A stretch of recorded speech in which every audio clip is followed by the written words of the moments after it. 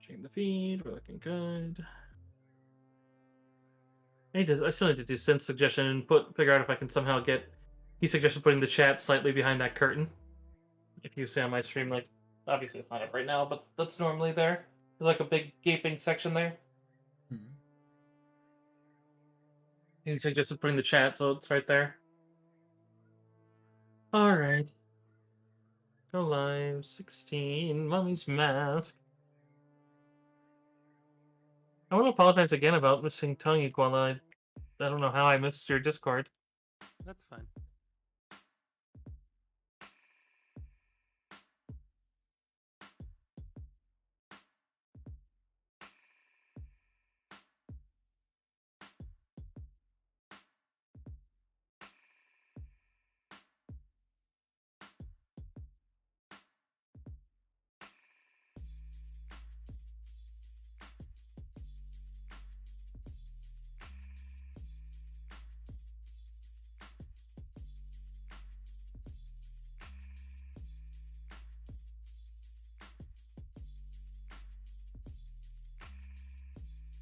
Pathfinder Adventure is just a different game. I think it's a card game, isn't it? Oh, is that the card game? Alright, I was hoping I Oh, could maybe use it. Yeah, that's probably right. Yeah, it's a tactical card game for Obsidian. Although it's super old. Last update was 2017. I mean, yeah, they have like Space Quest 6 on here, which is like from the 90s, so. Fair enough. Alright. Got the thing copied, going live, and I'm going to toss up some posts. Oops, Seth gave you a message.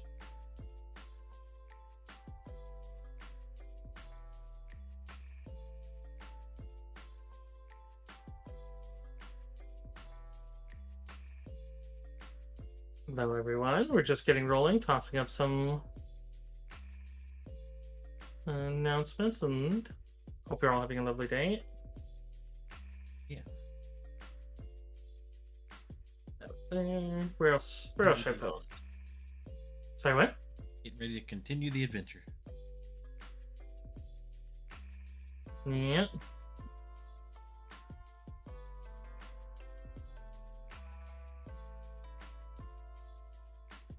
I really like posting in the rubber deck one, so this feels I want to post for an 18+ stream in there, so we're gonna keep going elsewhere. Let's see. See the Rogues auto posts now.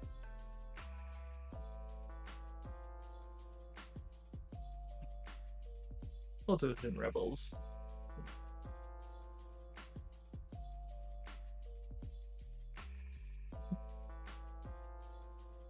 There we go. All right.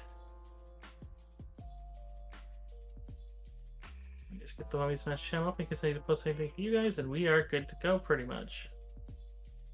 I know the last session of Mummy's Mask we had to break off at a kind of bad point because my computer decided to be a dumb. Well, I think it was my internet precisely. It decided to be a dum-dum. But in any case, here we go. The last one, you guys had a bit of a lead from one of the Psychopomps, a very excitable one that you managed to, that is friends with Verloise, or at least they seem to be working together in this regard, that their cleric, the cleric of Pharasma, that went after some thought to be necromantic criminals and came here and got caught shortly before the waves of undead came out. Moreover, it seems like a recent fire has just died down here and burnt out the top of the building, and underneath there seems to be a bit of a base. You found some odd torches that you played with that you don't quite know the function of. You also were ambushed from behind by some guards posing as town guards that then tried to kill you from behind, which you promptly put down. although they did seem to be killing undead, but not that that really excuses them trying to murder you. The other bit of that, then, as you came down here and you came in, you fought a undead creature that seemed to be feeding on some canopic jars of one person's organs. You don't know where the mummy is that they belong to, but they seems like the necromantic energy animated them into a rather potent and disgusting undead.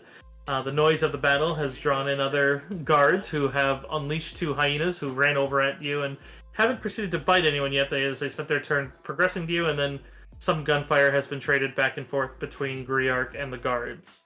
And I think that catches us up to where the internet went down, and we were just close enough to the end that we ended up calling it. Sounds right.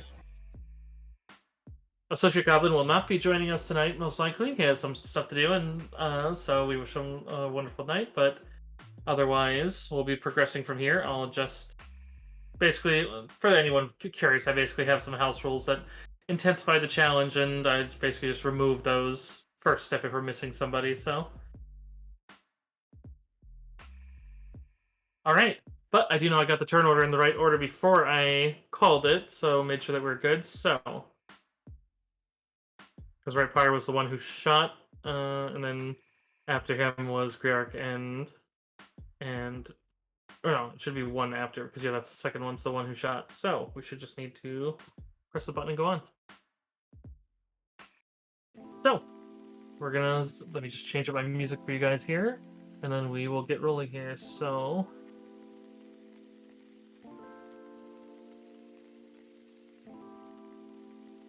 But otherwise, that is going to be Deb. Your turn up first. Alrighty. As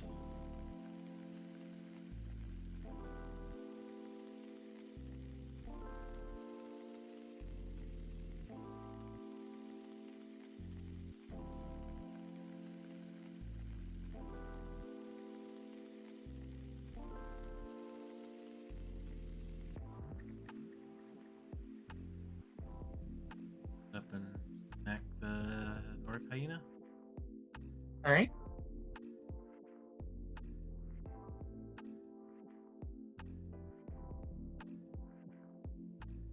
Okay. Oh yeah, because I remember that those organs were very tanky until I remember the explosions of fire worked very well from Hobbs. Yeah, they did. That was a bad roll. That was. Yeah, the hyena nimbly just sidesteps and gnashes its fangs at you. Or would try to nom him. Alright, yep, we're on chart to the list. So Char will move up. Okay, let's see. How much will we get? 10, 25, 30. Can't quite reach that one with that one, so yeah, they're gonna, as much as they may try to flank. Is fine. Bite.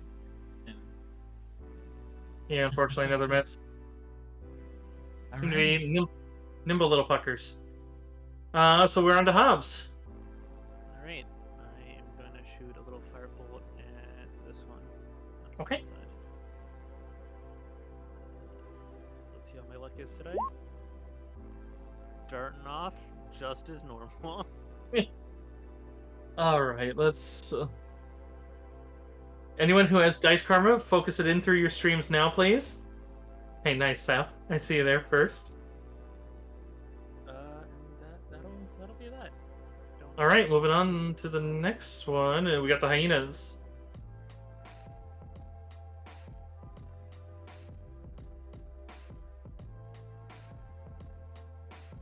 Yeah, hyenas just trying to use flanking tactics. So this one here is going to wait after his bite. The other one is going to kind of pace around as then they both try to dive upon Dev. So 5 foot down, and then a bite attack from the one. Let me get a sheet before me so I can get that up.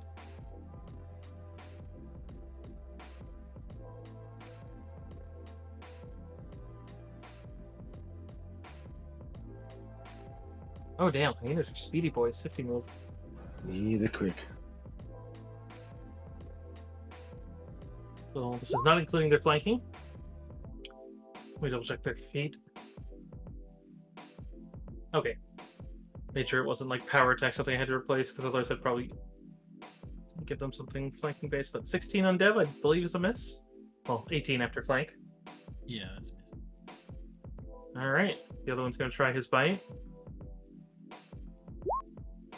Also a miss. Okay, that puts it on to another one of the gunmen. Who's going to be one closer. It's going to progress inwards to get a better shot. So 5, 10, 15, 20, 25. He comes into cover here and ducks behind the cauldron. And then, let's see. He has a better shot at Hobbs. So I think he's going to take that one since his other one. So Blam Blam with the gun. And he jams it. And you just hear a Hey. cacophony of cursing. They're both jammed now. Nice. Greer. At least I got the bad rolls too. Hey, I said it might happen. Yes, Cephas, everyone did just whiff. I mean, we haven't done a full round yet. We need one more. Greark whiffs, and then we have a full round of just everyone whiffs. I'd rather see them hit, though. Just gonna 5-foot here so I have some cover, and then I'm gonna take a shot at the guy behind the cauldron. Good call. I'd say just regular cover, not improved cover for him. And, oh, I whiffed. There you go. There's your round there of you go, whiffs. Cephas. Seth. Hope that makes you happy, Cephas. I can feel the hate from my party. No, alright. Sarik is cardboard Really, I should cutouted, have attacked the cauldron itself. right? Boom. Alright. So going on to the other one.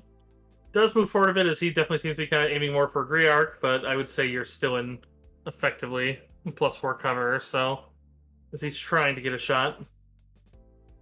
Since he knows you have a gun. So Blam. The +4 on your AC. Oh wait, no, he's never mind. No, he was jammed. Yes, and he's not a gunslinger, so he can't do anything. Never mind. Ignore that. So he could 5-foot. Oh, he'd keep using the door for cover. So he'll effectively Makes 5 sense, foot. yeah. He'll 5 foot behind the door that didn't open, so he can get into cover. And then he's gonna fix the gun. Full round action. Because he does have amateur gunslinger, so it doesn't take him the full minute.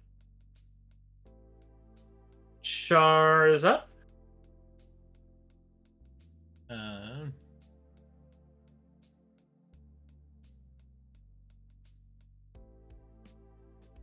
I would imagine bite. Suppose,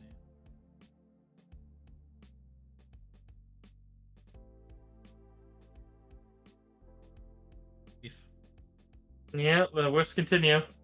Can't even chant level 1 at this point. Dev, you're up.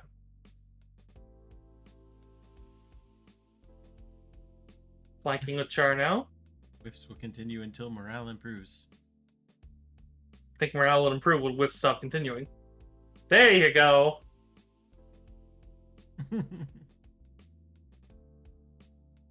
You do a sizable smack, crushing in most of the hyena's head. He's still active, but not looking great. Hubs, I'm gonna try to finish that one off with a firebolt. do it. Do it. You have a hit. Hey, Down he goes. Woo. Yeah. He was only 1 away from staggered, 2 away from unconscious. I'm gonna 5 foot this way to hide behind to try to get a little bit of cover from the gunners, even though it's not much. Yeah, I mean. So that's 1 hyena down. Let's see. Yeah, this hyena is not going to be done enough to get itself surrounded. Here, you wouldn't know. We're just going to remove Sarik to the GM layer just for the. So there's no misnomer there. He'll continue his assault at his target. He's going to step up and go for Dev. Tries the jump. 15's not going to do it.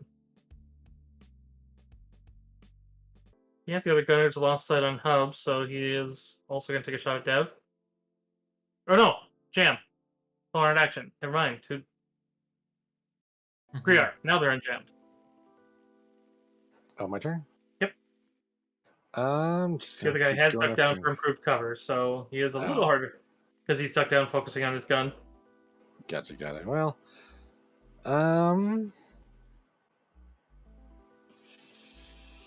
yeah, I should still keep going after them because as soon as go after the easier target, it's not the best call. So where the fuck did my button go? Oh, I gotta go and clear my gun now too. Oh my goodness. Sapis, what have you done? No, just kidding. Because I don't have, I used all my grit or my last grit last session, so Oh no. yeah, I didn't get to kill anything.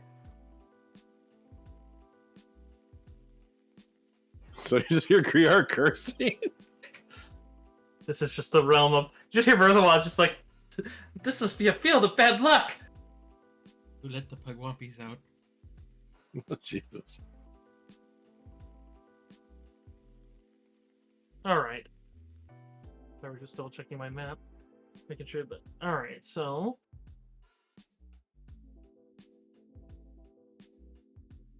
This is where I should have kept the other guy's pistol. you just go do the Blackbeard thing. Just keep switching to a preloaded pistol. Pretty much. All right, on to the other one at the door, who is now fully uncleared theirs. Who's gonna? Yeah, they're gonna use the semi-open door there as some cover, but as they basically step back into position. Well, to get them properly squared. They can't see. Yeah, they're not even certain if you moved or not. Yeah, I'm not trying to focus fire the dev, but you are the easiest target. Actually, he can move into cover, so he can move in here because he's only gonna have one shot anyways. Lamb. Oh, now he doesn't roll low. Look, I owe you to roll low. What is this? All right, let me double check. I'm pretty sure. I don't know what your touch is right now. Did the smugglers have a? Ooh, +5. They're fairly accurate.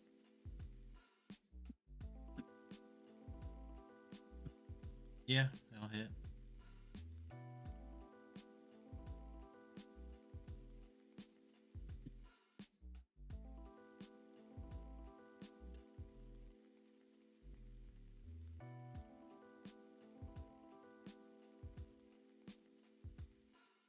I just lost my page here. There we go.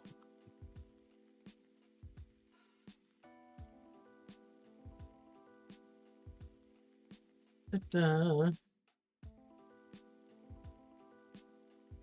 Baseline pistol is a D8. Okay. Good job. Not within 30 feet. Nope. So 4 damage.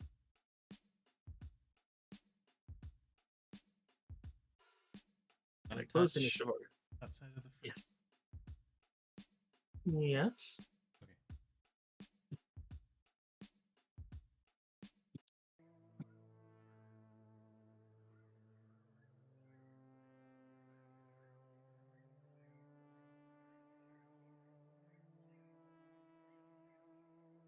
Oh, but you're right, because the range of the pistol is lower than the.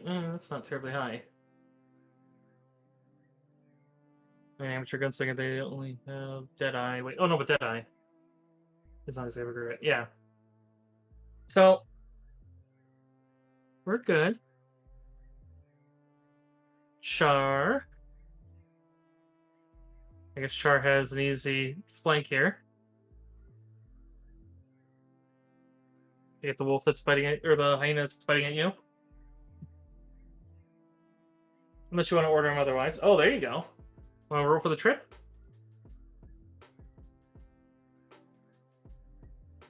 Ooh, trip hyena.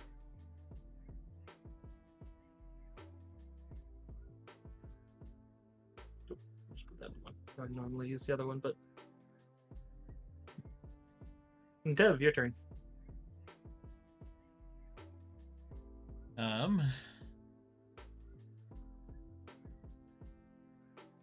Just I want to go smack a gunslinger.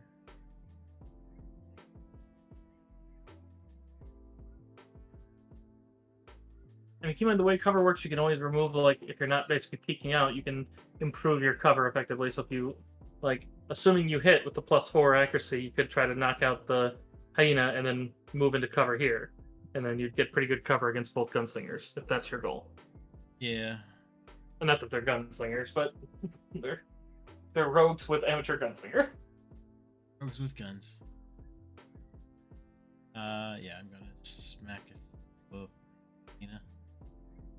No, I'm not.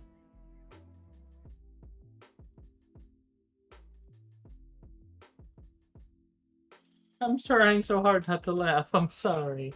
Hobbs, you're up. Alright, if it ain't broke, don't fix it. Firebolt that hyena. Well, maybe slightly broken. Maybe I should fix it. And unfortunately, being prone doesn't help your shot. And unfortunately, it hits some of the vases behind it. Oh shit. I'm gonna move back a square again just to get even more cover against the Yeah, I this- wanna be shot. Yeah, at that point, you're pretty much an impossible shot. That'll be Unless that. unless they have, I think, the level 11 gunslinger thing, which I highly doubt they have. Alright, that's going to be the hyena. I don't believe hyenas have... Oh, I'm on a different window. I was saying, like, where'd my hyena tab go? Oh. I'm sure there we go. Alright. The hyena does not have acrobatics, so it's going to just scramble up and trigger attacks of opportunity as it tries to go for you two. So Char and you can get attacks.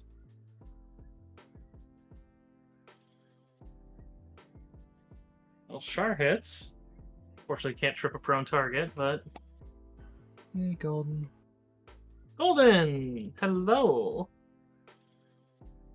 With the +4, the 15 does hit from yours, which will then knock out the hyena. Bonk. Bonk like crunk. All right. That is on to the other gunslinger then. I keep calling them gunslingers. But he is fully cleared now. And then, yeah, he's gonna take a shot.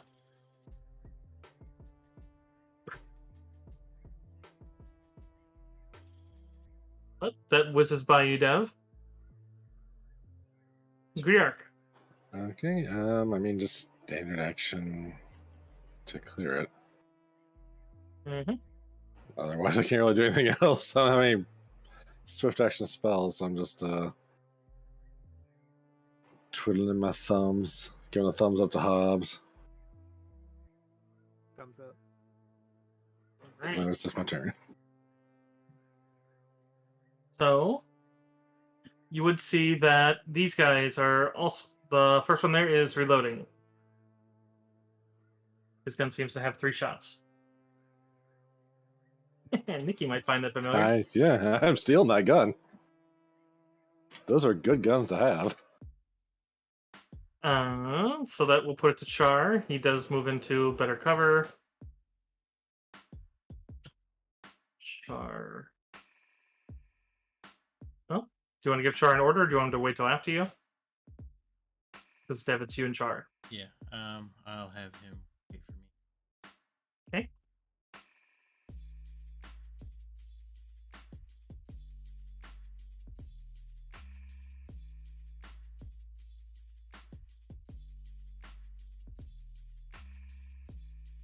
Oh, hi there. Yeah, you can see he's just like, yeah.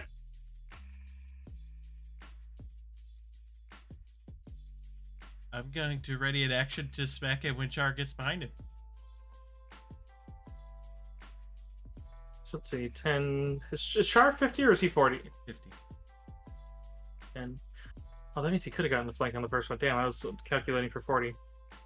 10, 20, 30, 45. Okay, can't go all the way around. He could trigger. So you're ordering Char into a flanking? Yeah. Because he'd have to. Oh, wait, no, he wouldn't have to. Duh. That. Well, the bars, just like him, he can't 5 foot northeast because the bars would be impeding that here.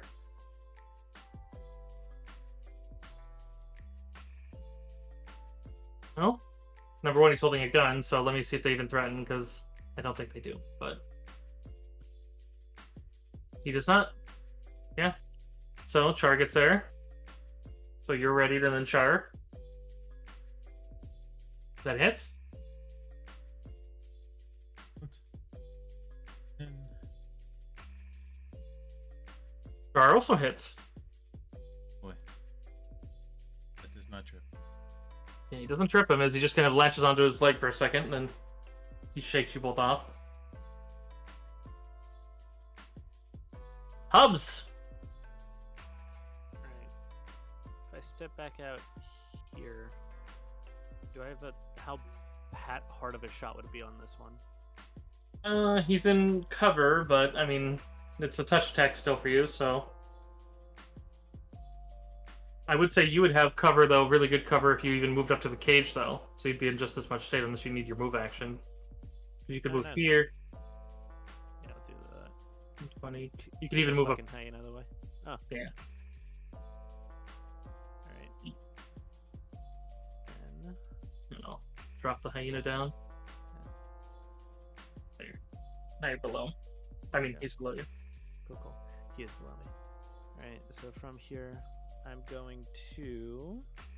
I think this is attack, right? This looks like an attack. Or is this a deck save? Hold on a second. No, range touch attack. Cool. Oh wait. Sorry, that's great attack. I'm gonna use Scorching Ray on him. Ooh, See if it- good spell. Pew. Damn. Oh, I don't think I confirmed the crit, but No, but you still got him. yeah, It does Yeah, have your ads. that crit Or- confirmed would have been real nice. Don't you add 2 damage per die? I know I add 1 for the blood thing. Yeah, and then we got you the other one because instead of the. Yes. Fire. Ooh, Uncharted's fun, Golden. Hope you guys like that. Alright, so 1 because of Blood Havoc. And then what would be the other one? Oh, you had the one Okay, for one thing- fire. Yeah, because you have the one from the robe. Blazing rope. I thought I added something in it. 1 second, I'll read it. A rope grants the wearer fire resistance and increases wearer's caster level for all spells with a fire descriptor by +1, increases duration of fire spells by 1 round. Okay, and we didn't get you false focus, so not that one either. Okay. Yeah, I'm looking. I don't think that there's anything else. I think it's just plus an additional Okay. plus 1. For some reason, I thought you did too, but I apologize then. No, you're good, you're good. All right. Still a hit then. So 8 damage to him. Let me apply that. 12. Or what? Oh, because 8 plus 4. It's not Yeah. the 12. Thank you, Dackle. Well, if his cash level went by 1, that'd be anyway. Well, that 4 is from damage per die, Nikki. Scorching Ray doesn't add cast level to damage. Oh, Yeah. It's just damage, like the dice. okay. I misunderstood. Damage per die is super efficient, especially when you have caster level dice and a damage. But all right. So that's Hubs, which goes on to this one. He still has a shot, but he is going to try to acrobatics out of your guys' threaten. So which one has the higher CMD? Oh, you rolled very well. Might not even matter. Ours is 17. Mine is. Okay. Yeah, he easily just kind of tumbles back away from you guys as you see the third barrel as the entire thing actually rotates forward as he goes to level it at you and try to take a shot. But he has no cover now. So 14 on touch. Well, 15 with point blank. Hi. Oh, which in House Rules misses, so. Just kind of ricochets off your armor. Griark.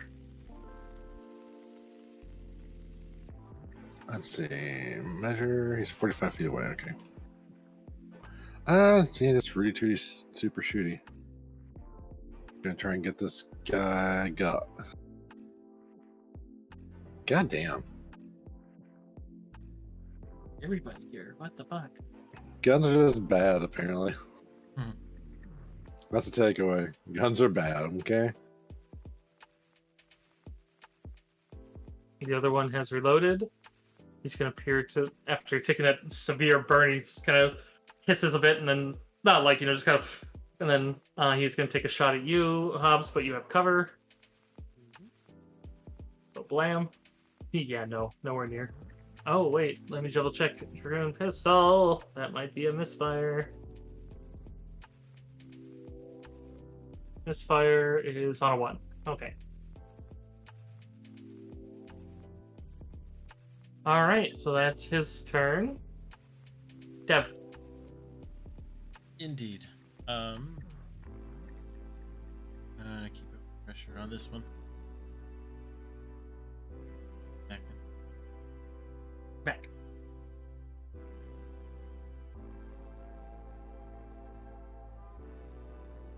It's not a smacking. Waiting for your dog, you gotta wait for a trip. Speaking of, Char, 5, 10, 15, 52. They chomp. Oh. Go ahead and for the trip. Oh. And trip is successful. Let me double check. Oh, never. I mean, he is very tripped because he's unconscious. See, that's how you trip him, Char. Good job, Char.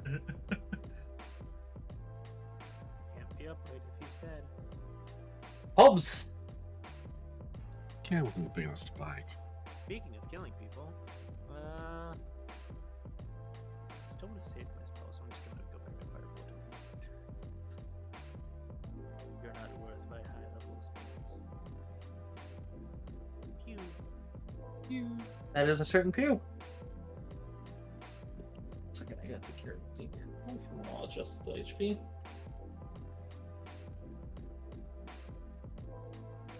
All right. Yeah, you can hear him just kind of verbally scowling in vain.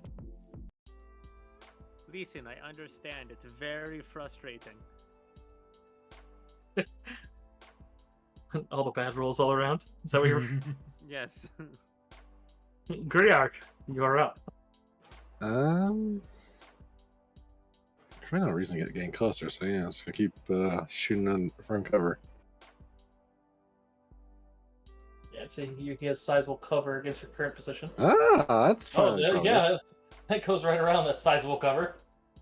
+6 shock. Yeah, oh, Jesus, yeah, he is. Let's see, how much con does he even have? I think that one's just dead. Their con is 13, and you put him to, so 3 out of 15, 12. He's narrowly alive for a second. And that's actually out of combat.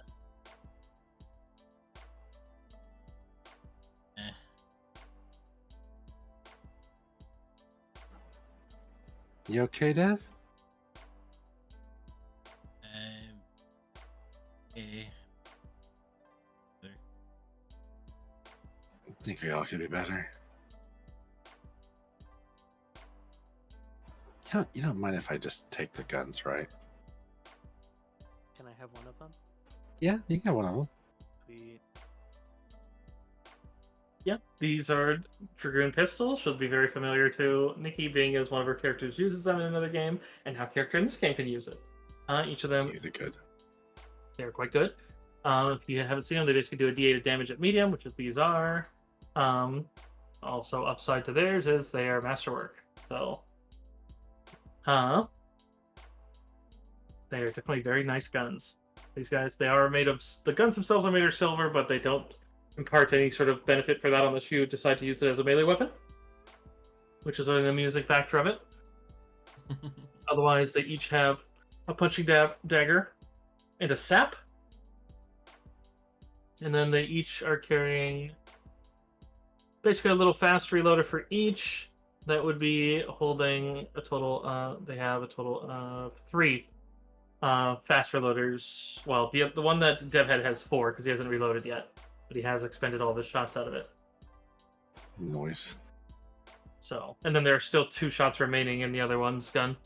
So I just realized our usual loot writer downer is missing, so probably have to go through the VOD later and do it. yeah.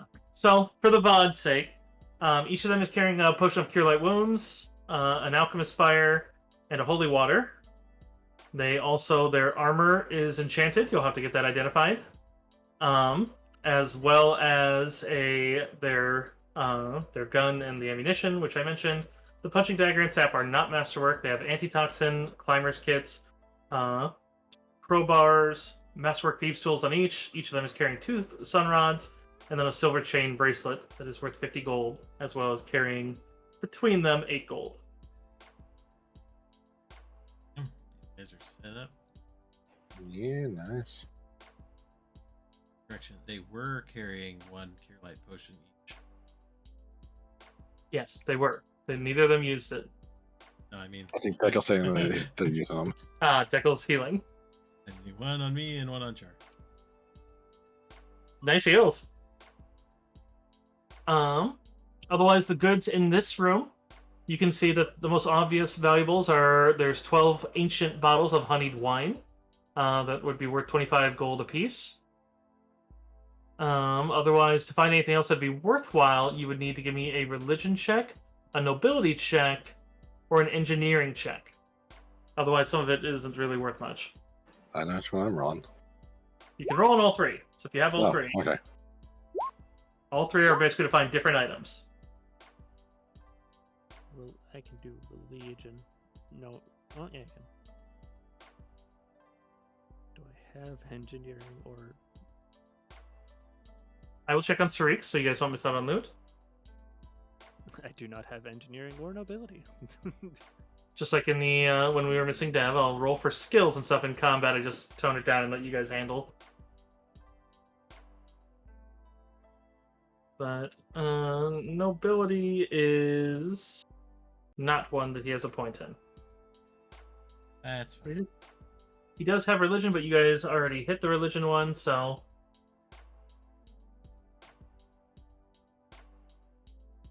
Clearly Char has knowledge religion. I mean knowledge nobility. Anyway. Really? Alright, so with the religion you can find that there is a sphinx-like statue that is very... looks like a four-legged kind of, with a more... like a lion that has kind of almost dragon-like claws, is Auroric Flame Mother, which is a representation of the elemental lord Emiri. I would imagine this has some real meaning to you, Hubs, as well, because the Auroric Flame Mother is said to be her incarnation that before she went evil, because she was actually said to be good at one point, but is also the queen of all fire elementals, since she helped depose the good prior leader. It is also said that she destroyed all incarnations of her image that she could find, so the fact that it's here means that it is exceptionally worthwhile. You guys would be confident that it'd be worth somewhere in the vicinity of 1,600 gold, and that's baseline. Amiri. If we could sell this top would like give us like $1 billion for it.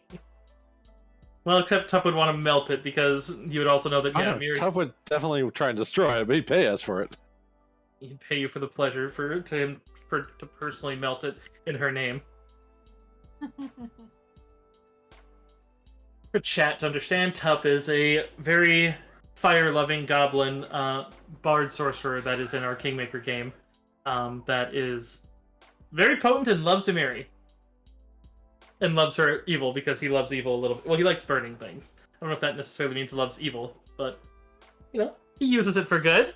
Kinda. And he also has a slightly fireproof, also flammable theater. Slightly fireproof, yeah. I mean, if you count all the time it's been set on fire. On purpose, but yeah. You also find... Right. Sorry, you go. Your engineering roll has uncovered another piece of loot that you see is very worthwhile as well. That is... it looks like a broken old water clock, but you would actually recognize it as... it is the handiwork of Pharaon, a legendary pioneer in ancient Osirian mechanics, and is said to be the first water clock. Recognizing its design, you realize that that's often been drawn about in many engineers, and the fact that it's sitting here before you, if it's not a fake, would be worth probably around 2,000 gold. Okay, that's very carefully going into the back. Probably Otherwise, it's find quite a something few to other- wrap that with. Yeah, it is in multiple pieces, so it's easy enough to put into smaller pieces and into bags. But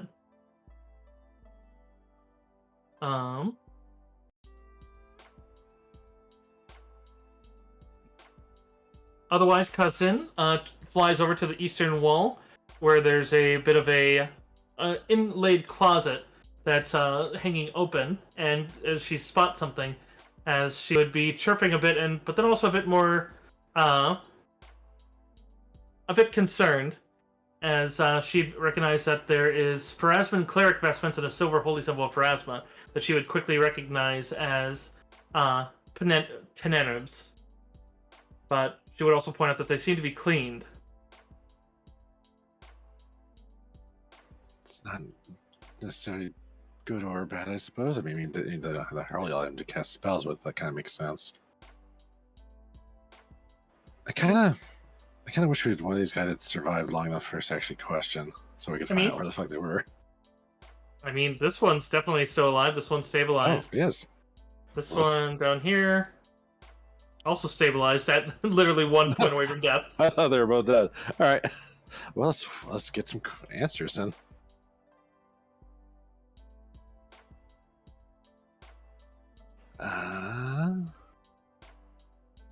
Otherwise, you can see, since the door is open and you guys have moved up, you can see that it looks like there's a underground sort of, like you can see some water, like a sewer kind of gantry down there. It looks like maybe a loading dock.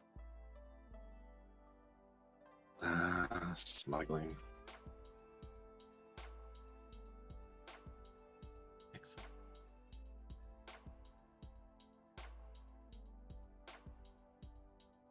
Let's see, I don't have any way of waking this guy up. That's not like. Actually, I didn't prepare any healing spells today, so I don't have a way of waking him up.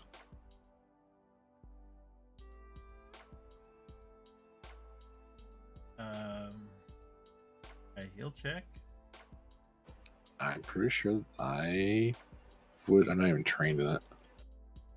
Got like a 3 flat. I think I could. Oh yeah, much you could. better. I am trained. I could try to assist you. Okay. Oh well.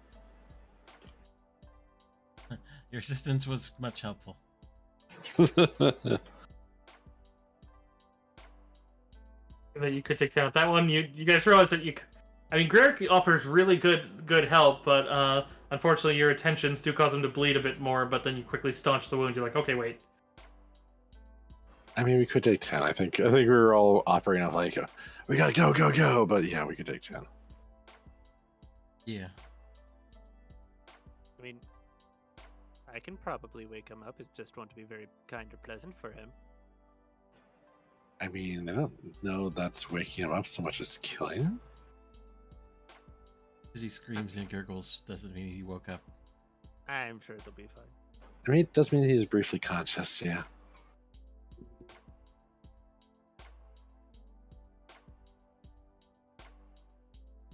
You can be ready if he like tries anything, and then you can put him back to sleep. Perfect. Back to sleep, eh?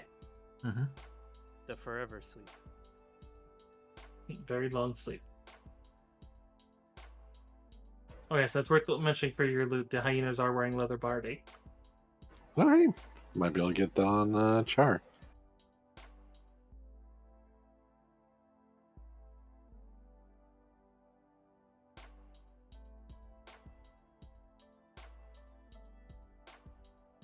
Unless they already have Barty. I don't know. Not yet. Hey, there you go.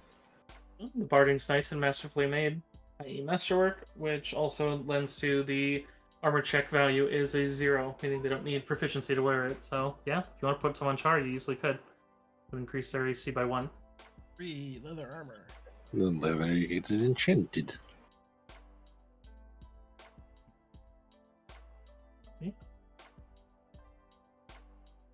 Very nice. Are we gonna try to wake him up again? Yeah, we're gonna take 10. Can you take 10 on waking somebody up from unconscious? You're the one who kept saying. You're the one who brought it up. I said you could take 10 on stabilizing the bleed, because that DC's a 10. Oh, yeah. You can't take 10 on something that's a 15 like that. Oh, that I thought could we fail. could. So. Like, yeah. Because if you fail, like, taking 10 is something you can, like, well, I guess you could take extra time. Taking 20 is the one you can't have the prospect of failure. Gotcha, I misunderstood. Sorry. But also taking 10 with your guys' modifier, even with the aid. Well, with the aid actually would be enough. Yeah. So, takes you some time as you're cautiously and probably watching your back some, but no one seems to be coming this way yet. But he groggily just kind of like one eye kind of opens as you realize he's awake. Hey, fuckface, where's the Phrasman priest? Intimidate.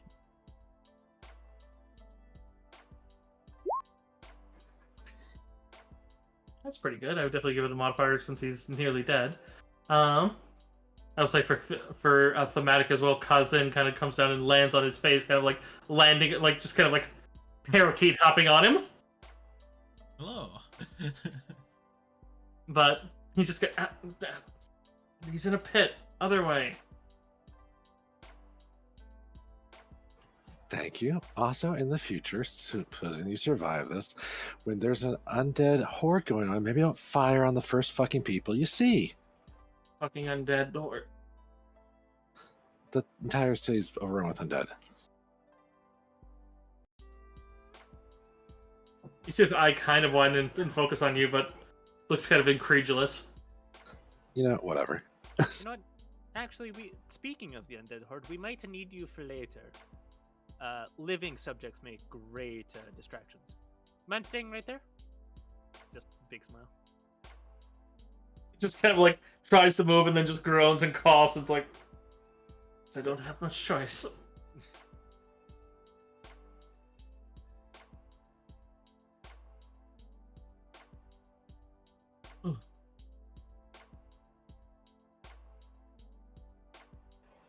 Probably just like looks at Dev like we should probably knock him out again, right?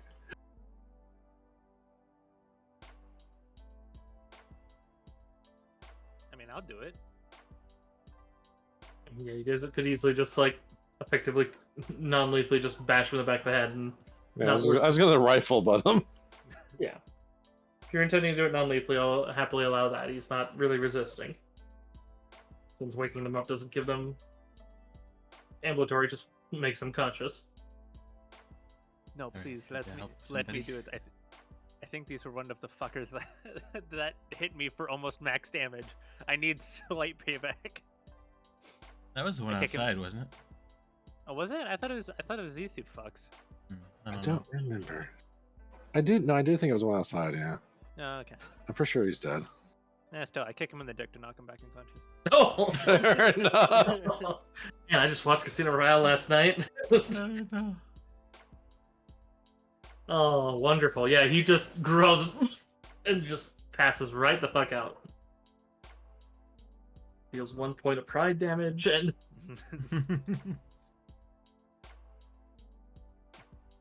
all right. Tip of vocal change. Beautiful eunuch. Wonderful singing voice. Helping him get closer to God. Oh my god. All right. Well, your time is yours. Whatever you'd like to. He said that they're in the pit the other way? Yes. Yes, other way, meaning into the hall.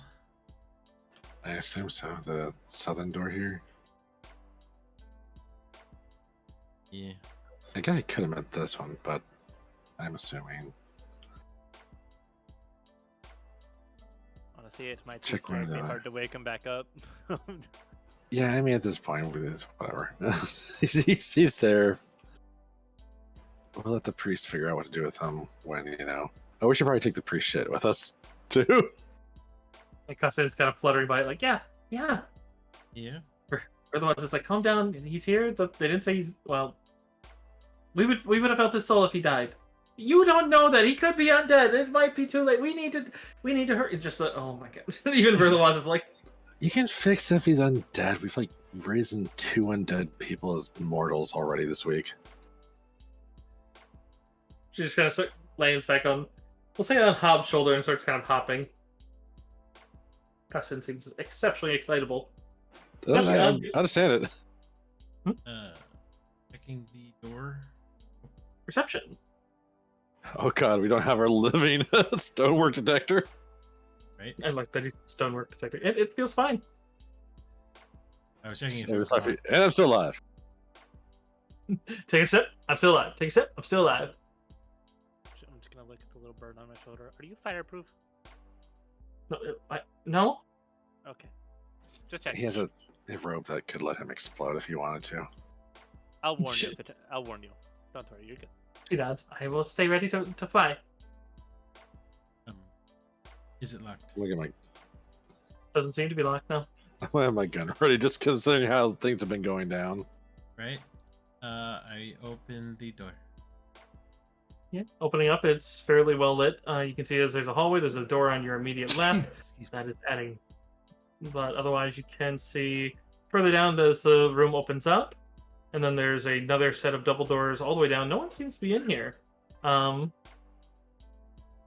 you tell me what that is at the far end? I guess it's a statue. Let's Oh, that seems safe. A giant siege cannon pointed straight at it. No. Otherwise, you can see that it does seem to be some sort of like basins over there, but you can't see what's in them.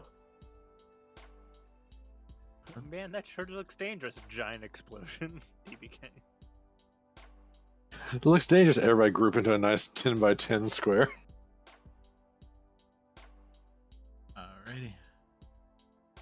Walking on in. By my side. Nothing seems to be running out at you. And if this door is locked. Seems to even be partially ajar. I will gently make it more ajar. Yeah, looking in, you can kind of see that it looks like it's a bit of a kitchenette. You can see that there's a little hallway going that way. Keep moving. Okay, peering around the corner, you can see that there are multiple of these. Look like they're meant to be sump wells, like this was originally some sort of part of a sewer system that they've made into a housing. But otherwise, to the left, you can see there's more tables, and there's a well that seems to be, you can at least see there fresh water filled in that one. But otherwise, you can make out that it seems to turn to the left there.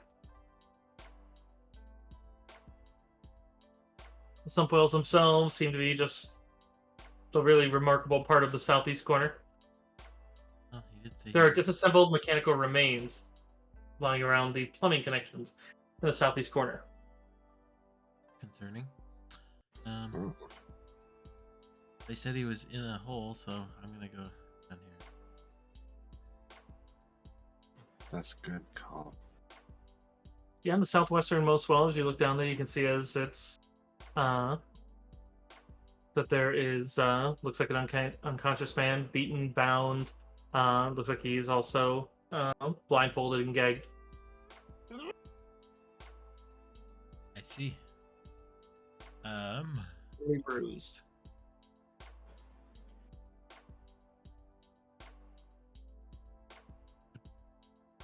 How deep is it? 40 feet.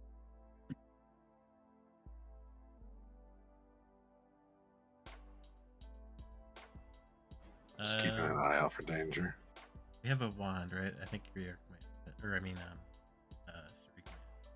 Sarek has it, yeah. wand of healing. Cure light wounds, but yeah. Who wants to dangle a kobold on a rope?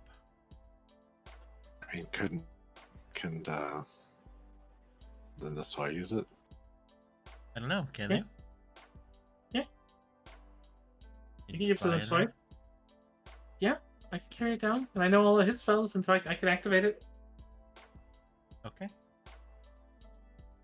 Actually, if he has any of his magic left, I could potentially use that too. But I make sure they have the holy symbol too. you gotta put it around her neck as she goes fluttering down there.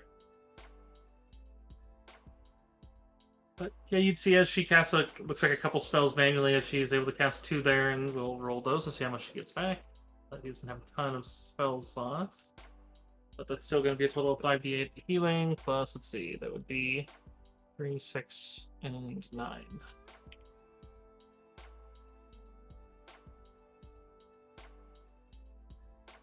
It doesn't get him to full HP, but gets him up a fair bit as he's moving about, but you can hear him a bit more as it seems like he's come to.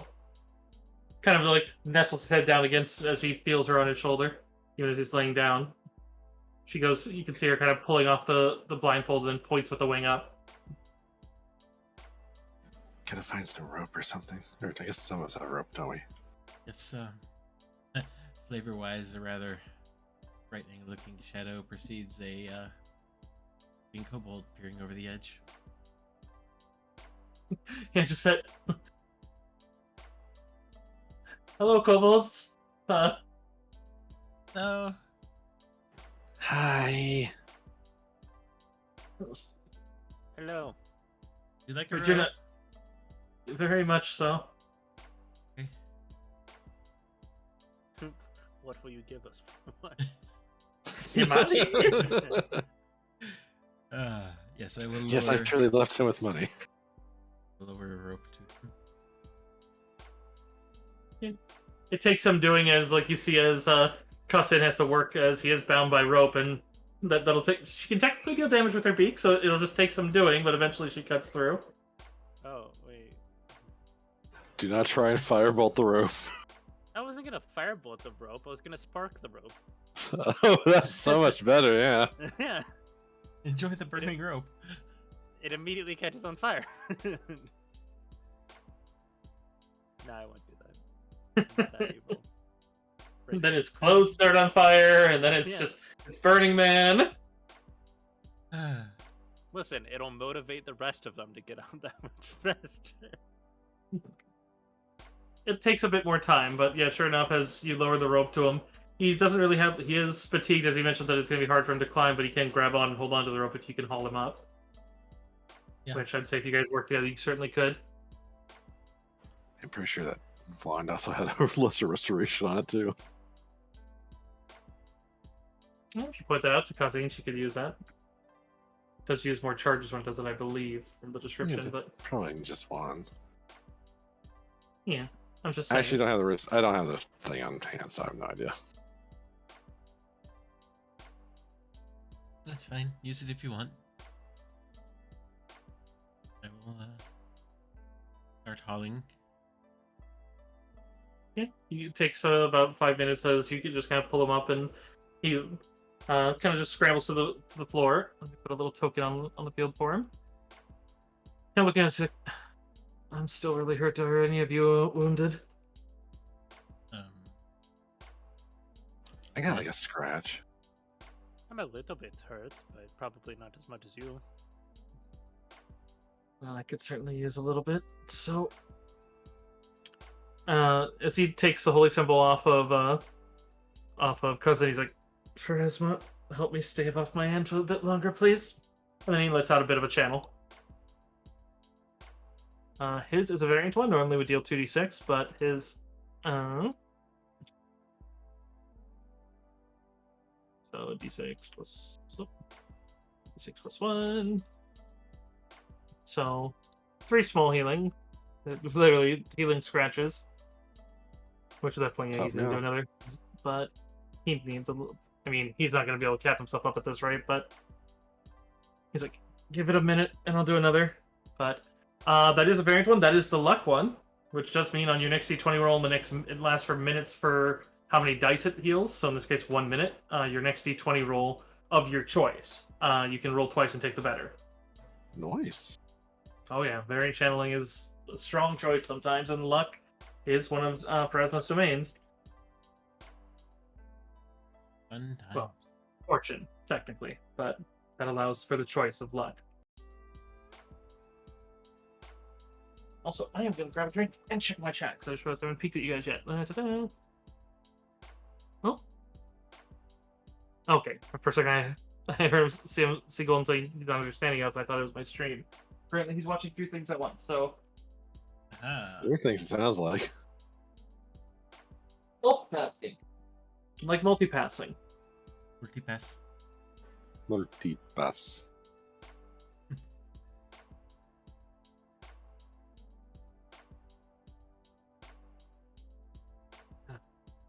That is. All right. So.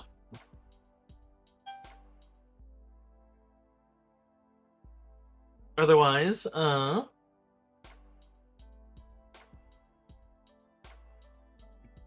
he does warn you that that as he came here, it turns out that the silver chain was just as surprised by all of this as anything, and the undead seem just as violent to them as any. But at the same time, it seems that there's someone else who's come here and kowtowed the majority of them to serve. He's just someone in a golden mask, and he's in that room as he points at that room over here. This one? Mhm. Gotcha. Okay. We should probably deal with that then, while we still have this, blessing. Just Did the toss what? him his robes. Yeah, he starts putting on this stuff as fast as he can as Cassine.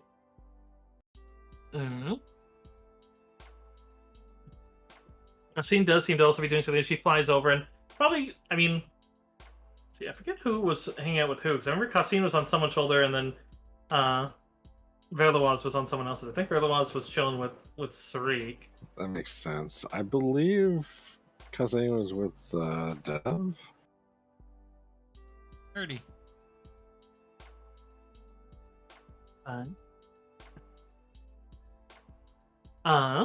Otherwise, in any case, she starts summoning some little energy, and we'll put her by Hobbs. She's like, I have something. You saved him. You saved him. Here. Perhaps someone wants a small blessing, very small. Not worth a life, but it's worth. It might help you. And she seems to be summoning what looks like a little stone mummy form, like the little stone carvings of them that aren't them. But it looks like a funerary figurine. It is quite small, like almost slightly smaller than her, but it does seem to harden into marble and stone. But it can summon spirits like spirits that are willing to serve. It's not necromancy. It's just ones from the realm of the dead. That basically it can function. Let me double check how it does. You can summon on command a willing servant, kind of like a unseen servant, and it lasts for an hour at a time, unlike the spell, but can't move further from 30 feet from the Ushabti, which is the name of this thing, as it's called the Ushabti of the Willing Servant. And then finally, if you inscribe your name on it while you use it, which you have to use craft sculpture or stone carving or some sort of magic that would allow you to carve it without harming it, like stone shape. It then gives you an additional power, which then you can summon an unseen servant. You can command it to instead summon an unseen servant that'll then fight and defend you, which then functions as a spiritual ally armed with a flail for 7 rounds. But, however, once you do that, it will no longer serve you as a servant. Basically, at that point, you are telling the servant that it can move on to its afterlife. I see. I'm not saying it's just his. It's just I figure all of you could use it. But and then once you're ready, It's a very nice gift. Yes. she just kind of flutters back over to Pananiv and just kind of nuzzles up against his chin, and then promptly turns invisible. All right, we SEAL Team 6 in this shit. Kick in the door. In the door. Also, I'll put this in the chat for you guys. You can add it to the loots. But yes, this will be within the minute. That won't eat up time for her to explain that to you. But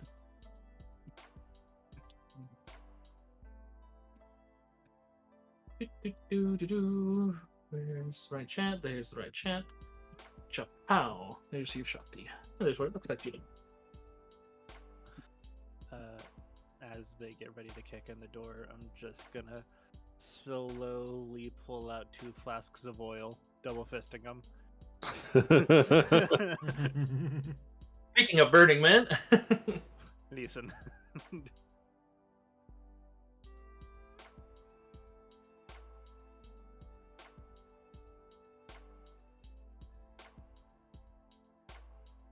Just trying to get the thing here, I think. Oh yeah. It's Manu for a picture for you. Doot, doot. There's Manu for you guys. Let me just get to the page. I know what.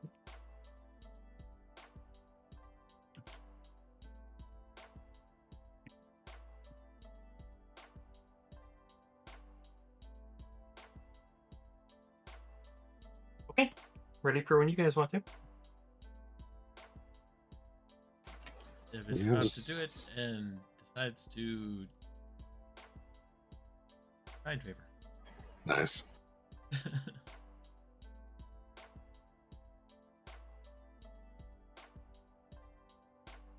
I think Greek's just waiting at the gun.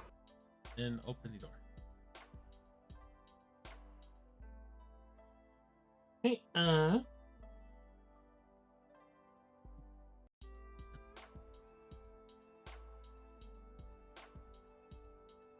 let me open this up for you then. Gotta get some human tokens here because I also gotta get the what's his face here for you. So we'll get him.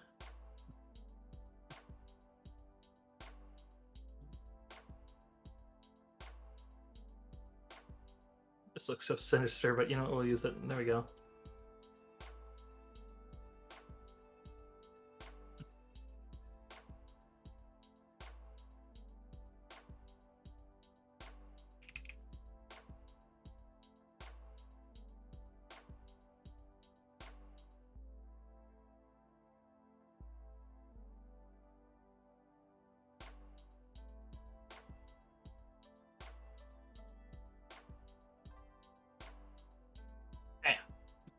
So as you go to push it open, you can see as there's a pair of people there, and Greer, you can see another one over to the right. That all of them seem to be dressed in what seems to be some,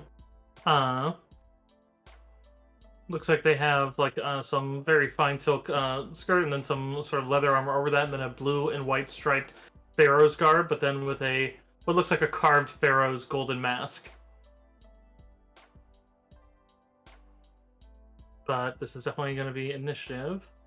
As they kind of look over in shock, and it's clear from the heavy door they didn't hear you out there. But I don't need Dev in this case for that, since you're basically opening the door. You're just treated as you'll have the other half of your round, and then you'll basically be initiating. And then, yeah, because of the perceptions, you guys never made any loud noises in this half of it without a door separating you.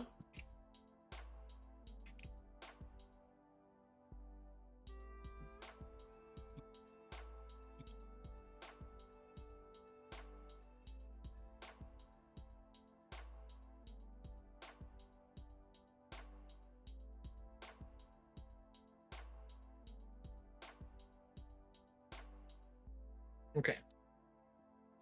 So we'll add one for Caleb. Oh, he's he's still a bit wonky. And then we will add theirs.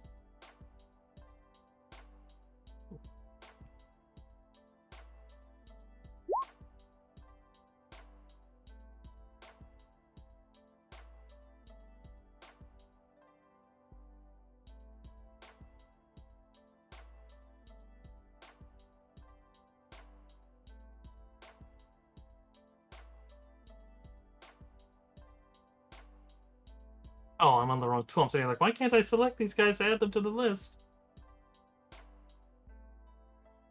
Oh, one got a natural one and adds. I think more than.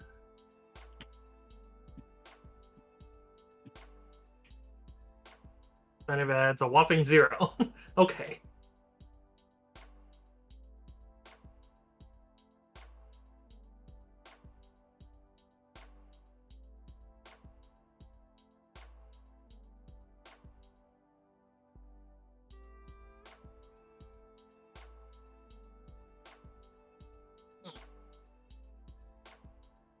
Sorry about the delay. So yeah, he is an actual 0.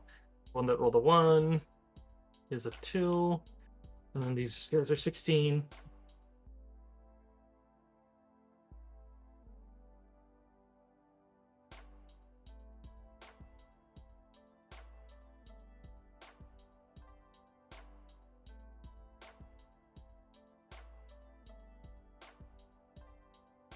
I apologize again.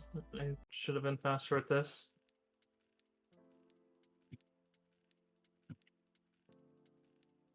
You're good.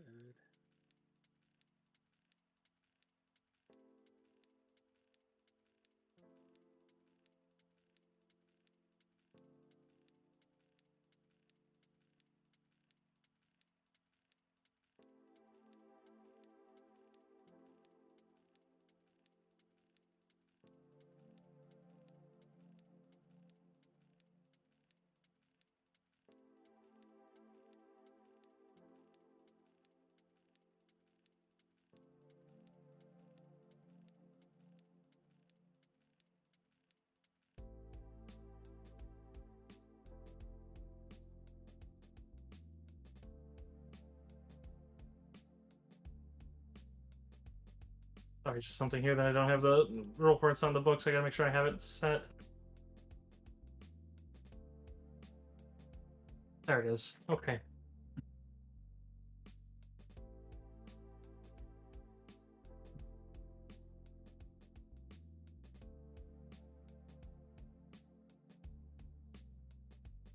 Okay.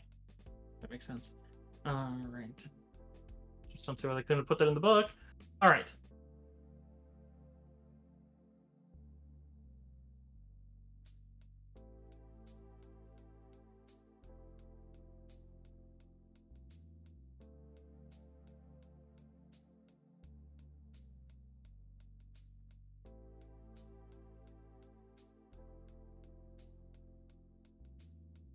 So, for the first one's turn then.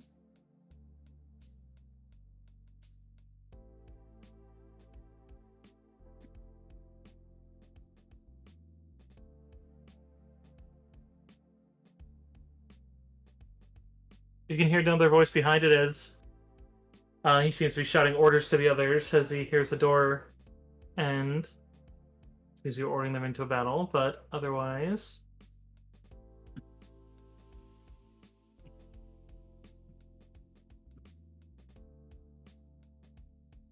Okay. That's about it for what you hear. The other ones don't move up.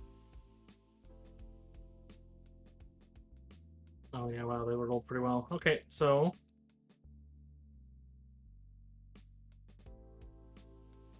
Five, 10...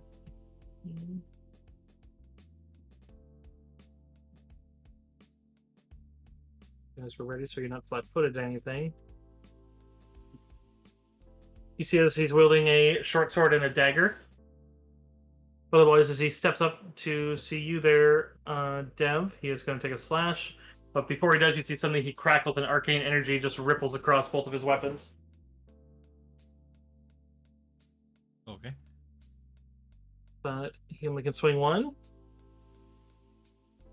So he goes with the short sword. And misses. What square are you in, Dev? Thank you.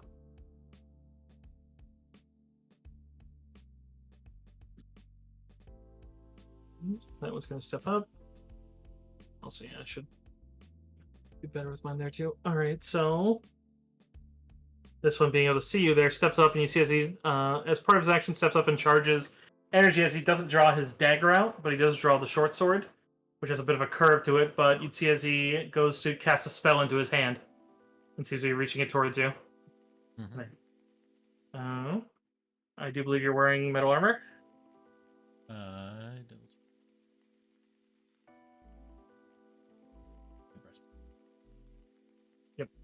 Okay, so he gets a bonus accuracy on this. He's going to go for a shocking grasp. He only gets to hit touch, so on top of that, that is going to be 20. That's going to be an 5, so 23. Mm-hmm. So for 8 electricity damage as he steps up and grabs you by the breastplate and shocks you. But that'll put to Griar. Well, shit, this did not go the ambushy way I thought it was going to go. I'm going to 5 foot back. Yeah, they had heard your gunshots prior and backed in here and waited. So they were waiting for you to come in the door. They just didn't know when. 5 foot back, swift action. I'm gonna. Seeing Hobbs with bottles of oil, I'm gonna put fire on my deal. Okay. Wow. And then I'm gonna shoot the guy who just shocking harassed Dev. Four. So one on the left. Yes. 10. Well, yeah, 10. That's gonna miss. Yeah, I figured it would. Now that'll put to Hubs.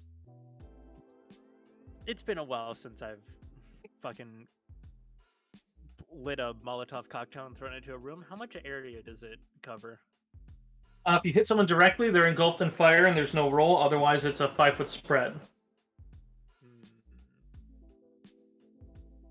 All right, I'm gonna aim it directly at the one who just shock and grasped my friend. And be like, Okay. "Hey, nobody hurts my friend but me!" And I throw a lit Molotov at him. I mean, yeah, as you do. Yeah. So what is that? Ranged? It'd be a range touch attack, yeah. And then if it misses, then we scatter. But no, that hits. You literally. So give me, let's see, and the oil deals a d6 points of fire damage off the bat. And then he's on fire, which means it's the start of his turn. Great. So I mean, at the start of every one of his turns, he's going to take a d6 of fire. And then he has to take a forward action to put it out unless he gets help. And he can get a +4 if he stops, drops, and rolls. Okay. Yeah, he's screaming in pain and a bit of terror.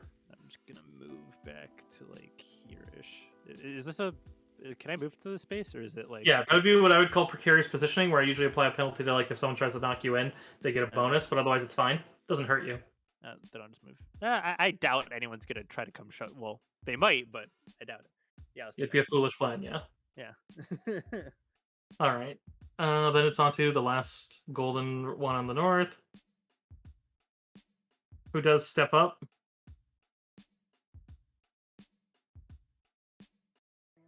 And then he readies an action. But you can see him preparing a spell as well.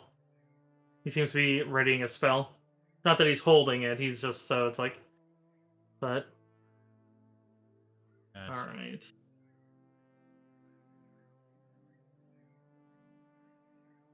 All the same, that spell does have a spell component. So we're going to roll for Tab, see if he notices that.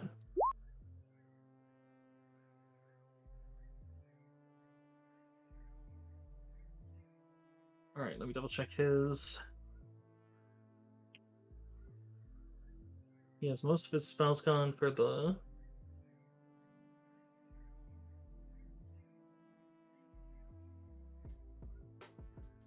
But he can't do that one. Okay.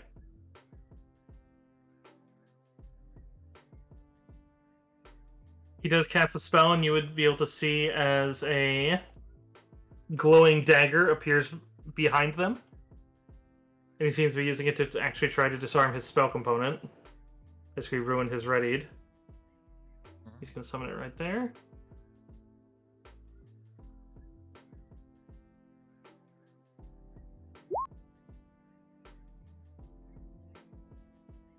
Oh. Yeah, you can see as it kind of slices in the hand and causes him to drop a little bit of back guano. Ew.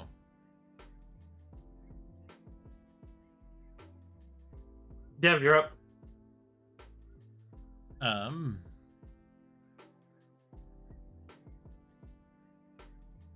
Yeah, that Chucky bitch is gonna get a old iron. Smash his face in. Do it, Dev. He is also on fire. He's also on fire. Yeah, so here, we'll mark that on there. So he has a. I feel like there should be a. Oh, yeah, there's a torch one, even though that's not the on fire. He shot and grasped you, and then he got set on fire. If that weapon grants flank. Spiritual weapon does not give flank. Fair enough. And these guys do still seem armored. Yeah. Does being on fire hurt your AC? No. It probably should, but no. I'm like, if I was on fire, I'd probably drop my guard, if I'm honest. I feel like, yeah, Unfortunately, it's not a mechanic. I mean, Nick, if you want to look up it, we can certainly change, like, if there's anything for it, but I don't think there's anything for it. It's fine. That just means more of them have to be on fire. Oh well.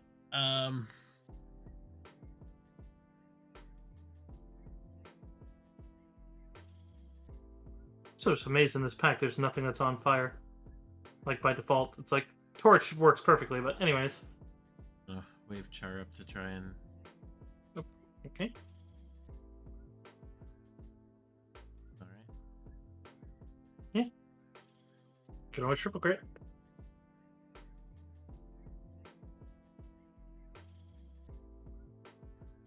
Fortunately, that is also going to miss. Yep.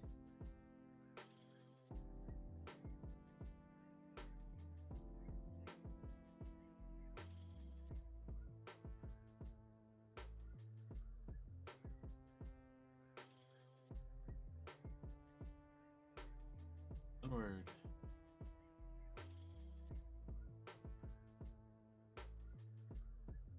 Okay. So that goes on to the next one's turn. Which then 10, 20, 30, 40. Suddenly another one comes out that seems to be better armored and is wielding a pink Kopesh, as well as a, then looks like a fine looking Kukri as Holy he comes shit. out. Comes out very fast. He seems to be moving unnaturally fast. It came out of the wall. It's a pretty Kopesh. Actually got a picture of him. Mm-hmm. It is pretty Kopesh. And he came around it. I guess just I should have. Yeah, Wait, I just watched like phase of the wall. I'm like, holy shit. Oh my god! No, but he comes around and he does trigger from you, Dev, moving into position. And actually, he can continue moving, so he's going to do that too. He's going to move actually there, but Schmick. unless you manage. That does smack him really hard too. So this strategy may not work well for him, but all the same, he goes to swing with the pink sword as he goes to try to hook it under your leg, at the same time slashing into your leg. The dick. So let me double check how he does. Okay. So he has a +2 to the attempt. And he gets a roll. So basically, even if he misses the attack roll, he gets a free trip attempt. But so no matter what, you're facing a trip. Okay. But it means that he can't do the trip beforehand. I guess it's a trade-off. Figured. So that's going to be 6 with flanking 8. Wait, double checking. Nope, none of that applies. 21 for the attack. Yes. Miss. All right, so then it's just the trip attempt. Damn, your AC is good. It's a good thing. Yeah. Yes. Which I don't believe your CMD is a 16. I am at 20. Yeah, so that's just all around just oops. Your strategy has failed, sir. Just tap him on the shoulder. You're now being flanked, motherfucker. Yeah, because it would have been really bad with all the other ones because they all could do the there's a feat for when someone gets tripped, they all get attack for opportunity, so it would have just been like, yeah, and just said, oh my god. But Two now very lit on fire hands.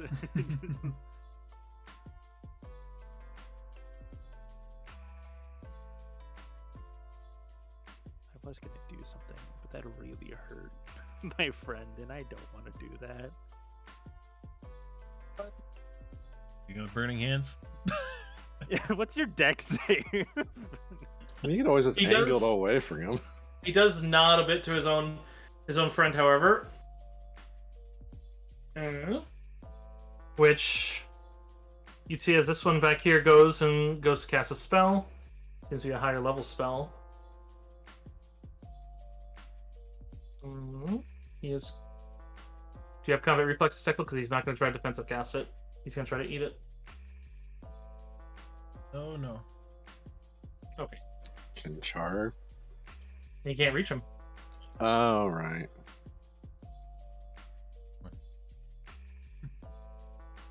Okay, so you would see as there's suddenly a gout of fire, and then suddenly it comes out of his hands, and then suddenly widens bigger as he does a widened burning hands. So basically, instead of a 30-foot cone, it's a 45-foot cone, or 15. But so I need a reflex save from literally everybody, including the boss. You can technically still take. Yeah, no, you're like, oh like, no, "Nope." Oh no, fire! Oh, that's not Yeah. good. Ah, shit. I took your save, Dackle. Yeah,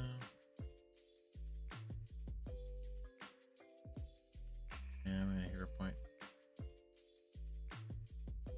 Yeah, double damage while surrounded, and there's still other turns coming. Oh my god! Oh, That's Wow. that's really bad. I've only ever seen that happen one other time to Cephist. And actually, that one was worse because he also Wait. didn't use. Luck. Yeah, you do have a luck bonus. Oh wait, so I get a third roll. Yeah, you should have rolled twice. And If Or you you rolled could- another natural one, just delete the character sheet. no, all right. So that's a success. Success. I need one for Char. I need one for him, and then the. We're the one that's getting a little cooked, but you know, she has evasion, or not evasion, but This isn't the first time Verla has been set on fire. yeah, she was kind of in an exploding tent and survived. The burning hands isn't going to be near as bad. You don't need one for Char. Char is immune. He's immune to fire. Damn. All right.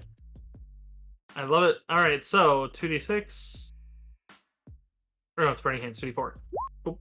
Oh my god. Oh no. I mean, it's Oh. good, but also now I kind of feel bad. Yeah, and when you said it was a higher level spell, I figured he was casting it at, like higher. Can I like literally eat the fire? Just Automatically. I think I passed, and also I have a plus 15 to my to fire resistance. I'm just like, warm. Well, like, he had this big plan because, like, his first round he cast resist energy fire on himself, and he's like, my guy has no burning hands. I'm going to run in the middle and be all bet. And then it's just like, that was like a match. That was literally a point of fire damage. Spark does that. And it's like, all right, so yeah, anyone who doesn't have evasion who succeeded, take 1 point of fire damage if you can. Which is not Tenenib, not the... Yeah, even with her natural 1, Verla is just like, I mean, even with my natural one, I would have taken no damage. Yeah, I feel really bad now.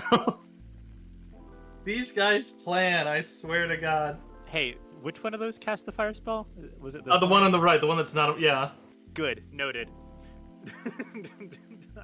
I want to show them what a fire spell looks like. Yeah, if they can get a cluster, they're supposed to go for burning hands, and they ignore if he's there because first turn he spends resist energy.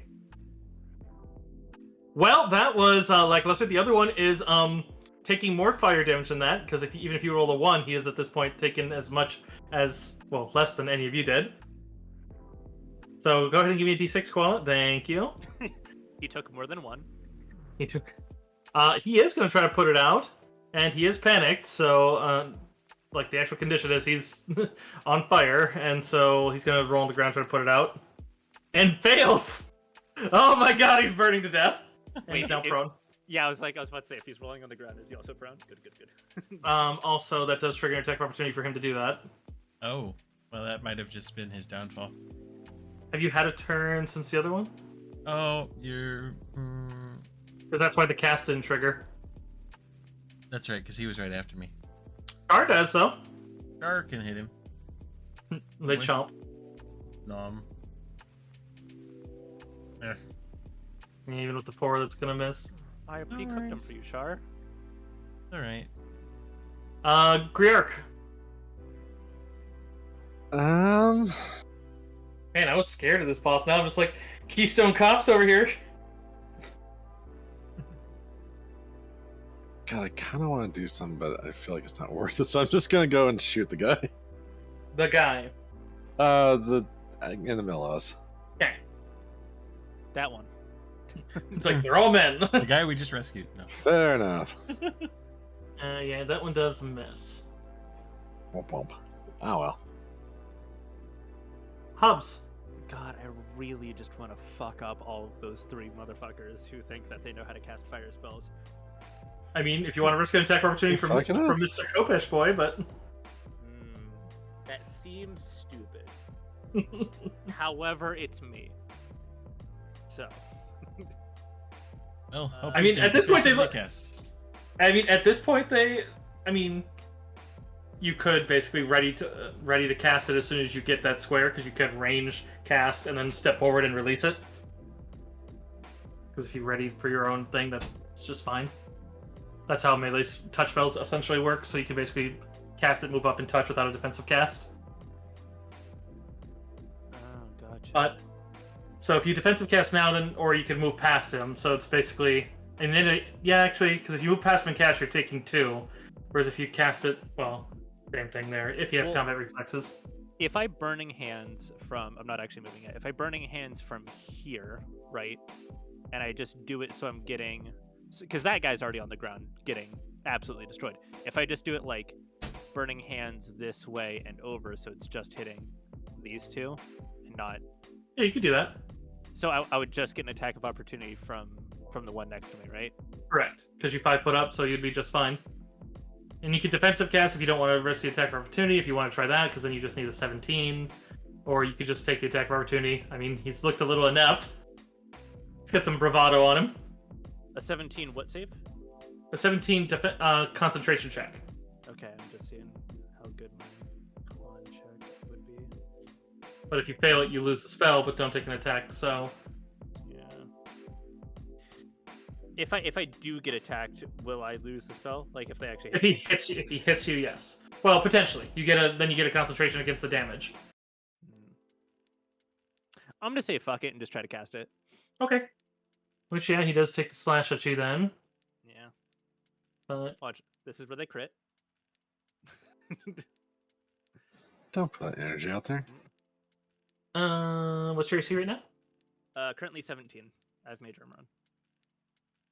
Okay. So he does land a blow. Because it's the Kopesh, he does get a trip attempt, but that's not going to stop your spell. The Kopesh does seem to spark with some energy, but doesn't seem to affect you. Is it fire? No. Okay. It actually seems kind of like white light. Ah. All right. Well, I mean, he adds a fair bit, but so that's 5 damage. But Alright. so now I do need a concentration check, basically from that, but it's much easier. It's 5 plus half the damage dealt, so it's a 7. 10. So yeah, you're fine. Cool. Oh, that's Constitution, but the roll Oh, is already high enough. It's concentration. It's on your spell page, but you're good because your roll was already higher, and we know you had because you normally had cast level plus your casting stat. Oh, that would have been +7. Yeah. All right. Cool. We good. Yeah, and you can't natural 1 that. It's technically like a skill check, but Oh, I was much more concerned. Okay. And then Burning Hands. I'm gonna upcast that to just a second level and make it a little bit harder for them to dodge. So it'll be a 15 reflex save from both. got it. And we'll roll for both. North first. Wow, these guys, man. Cool. 5d4 plus 5. Let's go. You're just gonna incinerate them. I want to see it.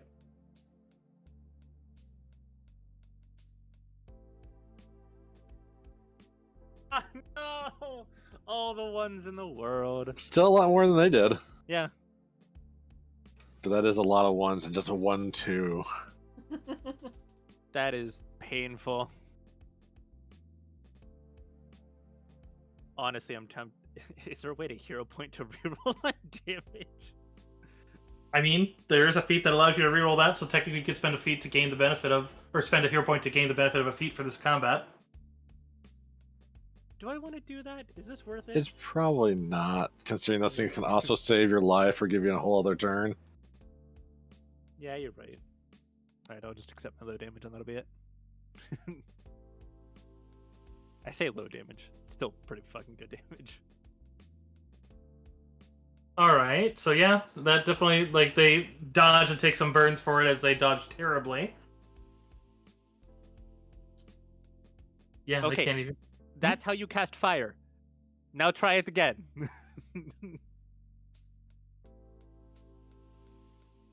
The other one back here, as you do, just as you wish. As he does still know that there's a bit of an opening here, so he's going to step up. He does trigger from Dev, but Dev's shown that he doesn't have attack of opportunity set.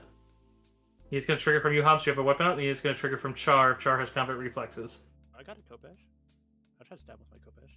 And then he just trigger for Tanamib, but Tanamib doesn't have his weapons. Holy! You not only knock him unconscious, you kill him! He thinks he's top shit, and he's coming around to try to AoE the three of you, and you just, I mean, what, chop his head off, stab him in the heart? Oh, yeah, No. So he, like, I'm assuming he's trying to, like, Burning Hands or another sort of fire spell. He was preparing his burning hands to come around and get you three. He's gonna step. I let his hands extend. I grab the fire from his hand, and with the other hand, just sever both of his hands at the same time, and go, no, I cast the fire around here. Just let him bleed out and die on the ground. Wow, fantastic, Hobbs. Finally, fucking finally, after so many shitty fucking rolls. Meanwhile, Jesus. Dark's still waiting for grit points. Look, if people die, that's all I care about. All right. So first of all, not bonus, but the he doesn't really need to hit the one that's on fire. Most likely, he's panicking. So instead, he'll move this here, so it has less of an issue, harder retreats, and then he'll have it attack. Adds his caster level, which is actually fairly high, plus his stat. So that is going to hit. And regardless of the damage, it's D8 plus... So that's going to be 6 plus 4, 10. That actually knocks that one out. As the dagger just stabs into his neck. Being as people have had some rolls and a little bit, and more so for the aid, he is going to spend his standard to send out a channel. And he does have precise channel, so it's not going to touch any enemies. For 2 healing, but you guys do have the luck again. I'm not even heard something over about. Dev, your turn. I'll take that too. No, it was hers. Yeah, I'm a smack big boy again. Yeah, he likes it. Yeah, you got flanking. That's a hit.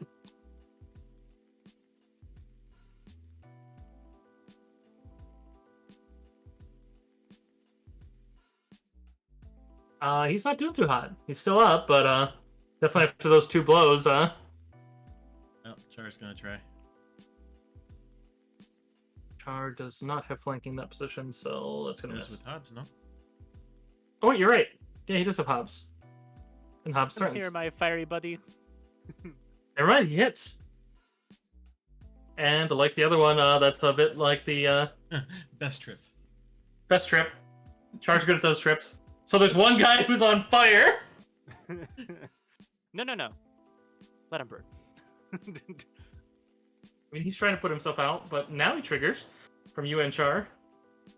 Yes, he doesn't even realize all of his buddies are dead. First fire. Does he burn? Yeah. He can't die from the fire. He's at 11 out of 20, so... For 3, so he's at 14. Then he triggers first.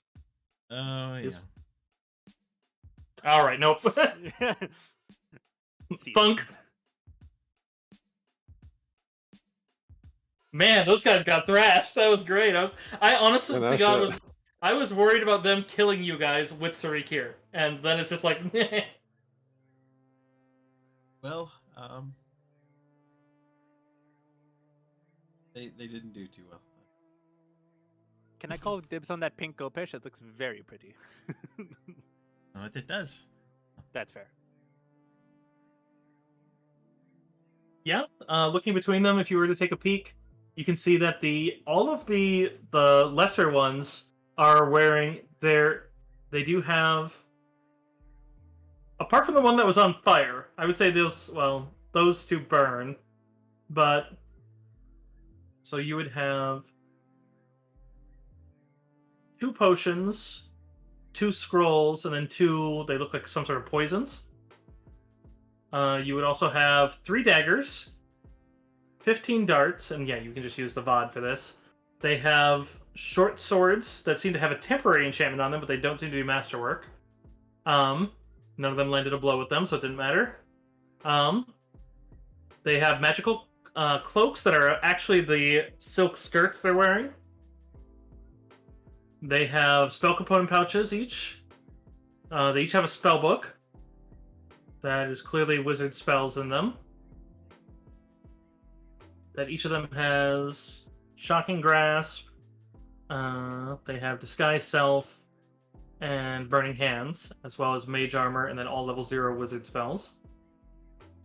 They have Thieves' Tools, and then Brass Funerary Mask is worth 25 gold each, and then 3 turquoises worth 10 gold each, or excuse me, so that'd be 3 Funerary Masks, and then 9 turquoises between all 3 of those guys. And then they'd also have, between them, 90 gold. The main guy has a magical Khopesh and a magical Kukri. The Khopesh itself, does anyone have anything that would help with, like, knowledge geology, blacksmithing, anything that might help identify it? I have knowledge geology. You want to give me that? I Or have geography. I got an 8. Would No, you're Arcana wrong. do anything? What was that? Would Arcana do anything if it's magical? Yeah, Arcana could. It won't tell you what the magical is. I'm just more just about the material. Why Actually, it's pink. you know what? Gotcha. If this was still within that minute, Yeah, you could roll twice. It's gonna fade anyways. there you go, 12. It is better.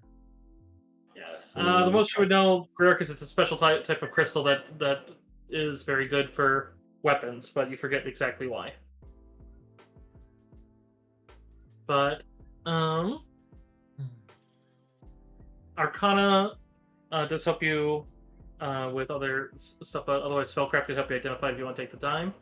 Otherwise, on other gear of him, he also has Masterwork studded leather. He has a shotgun with 20 slugs in it. And then he has what are effectively 3 Dragon's Breath rounds. One of them is loaded in it right now. I don't know why, I just want to see Sarik wielding a shotgun. I think Sarik would also want to be wielding a Work with the shotgun. shotgun. He does bear a key, and then his mask looks to be worth a bit more, as it's worth 100 gold, and then he has 60 gold on him. Otherwise, you can see that there's a very large iron chest in the room as you come in. Let's sort of illuminate this here. Chests. Tariq would be able to tell very quick that there's a secret door back there. So I'm not even going to bother trying to I hide think that you're one. hiding things. I know. I'm trying to turn that off. I'll just... Roll 20 is being a bitch. Tariq can easily tell that that's back there because his perception would see that. But otherwise, there's a very large iron chest. It does bear a built-in lock.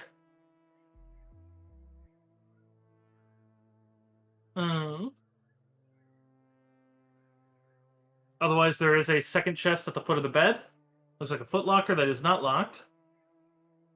The table has a quill pen, a vial of ink, several small slips of parchment, along with a curious figurine of a bird made out of tin, although it has 3 actual feathers forming its tail.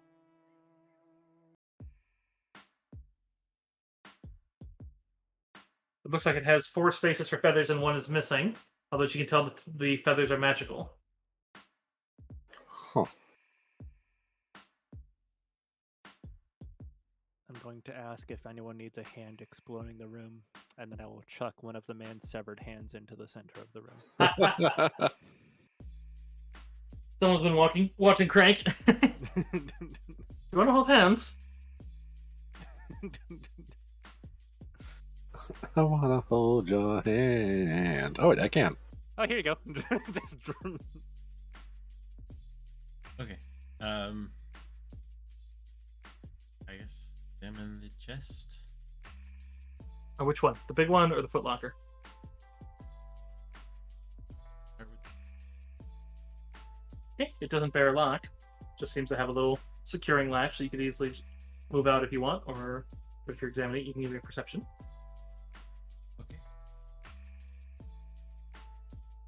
Eve. Don't proceed. It seems utterly fine. I open the footlocker.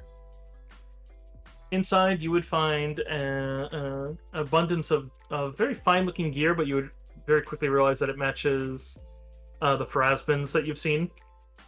Looks effectively Cussin or 7 feet. No.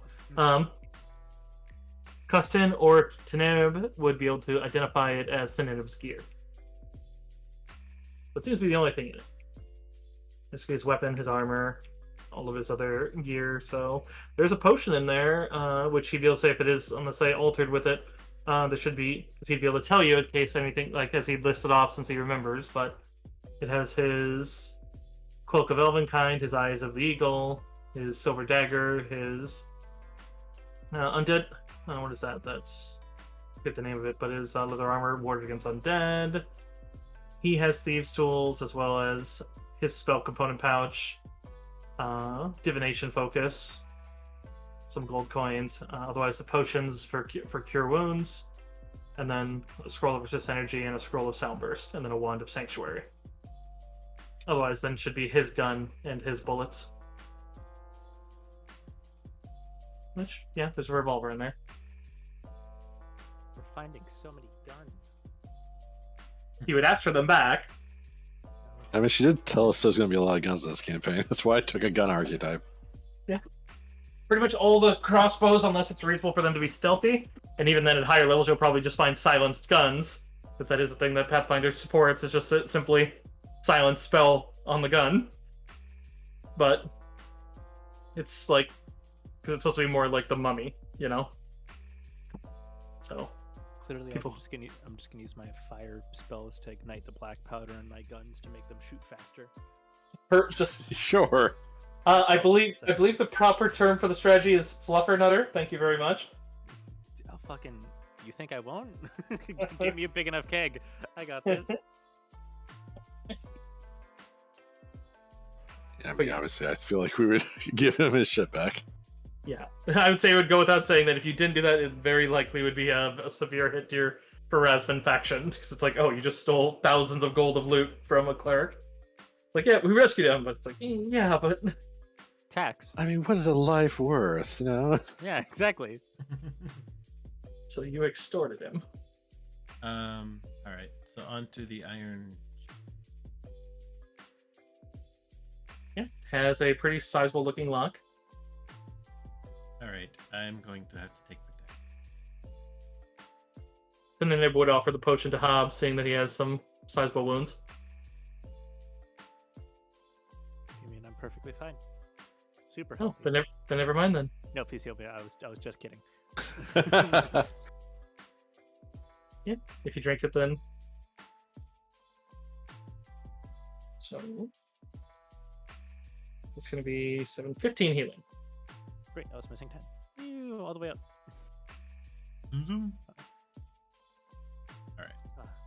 Much appreciated.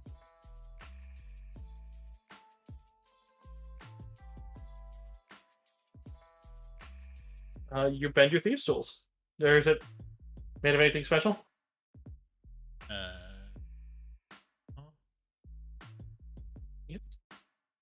You actually not destroy them, but you break them. Which you know happens when you fail by at least 15. Whew.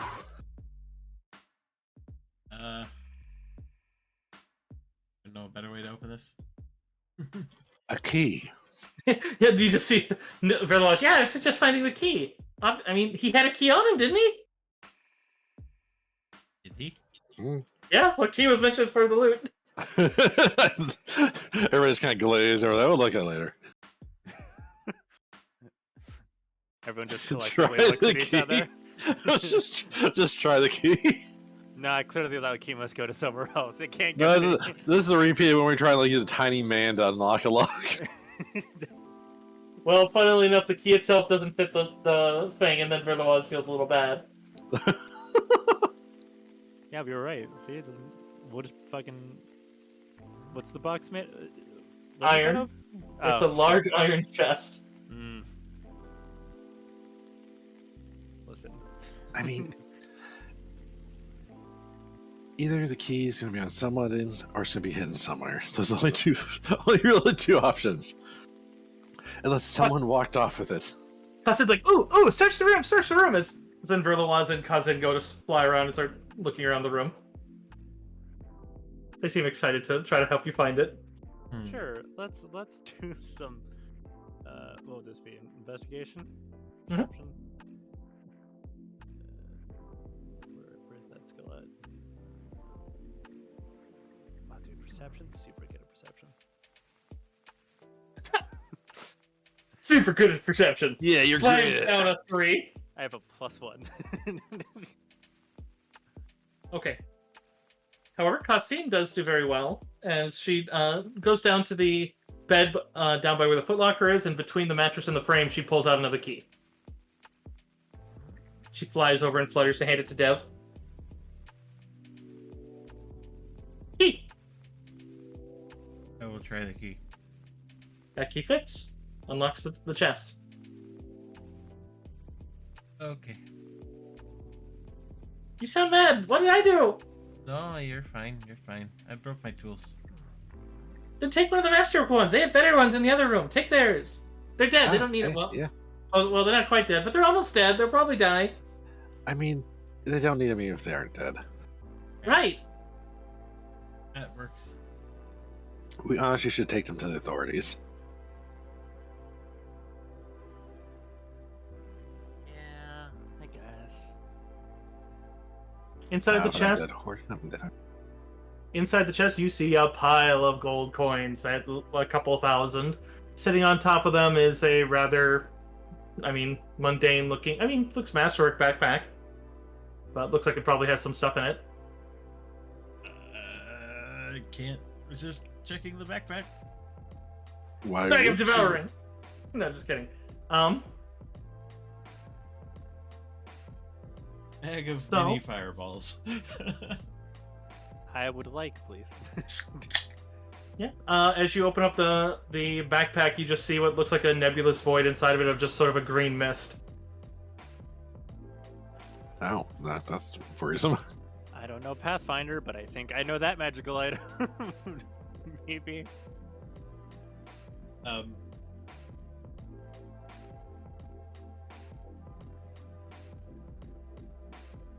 Because she's too excitable, Cousin dives in. Oh god, why? Well, it's nice knowing her. She comes out with in her little claw. She's carrying what looks like just every single claw is holding at least, or like the individual talents has at least 2 rings in it. It is just a ton of rings, necklaces, gemstones, pretty much all the stolen loot of a Thieves Guild.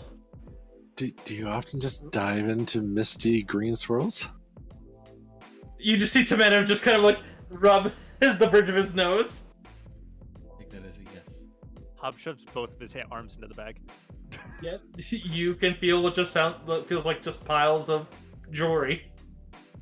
Feel like a large statue at one point, like maybe more like a statuette. Then a chomp. Yeah, and then both my arms go missing. Hobbs also comes out with like 8 different bracelets on both arms, about 5 rings per finger. Just fancy as fuck.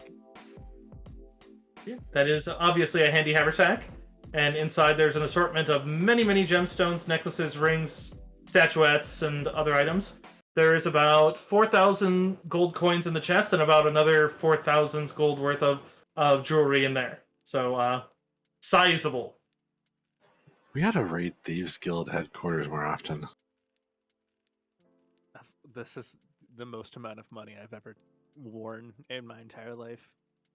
I feel very powerful. They should have talking about Druish like, this is like an allowance. Right? I keep forgetting that the Frick Haven.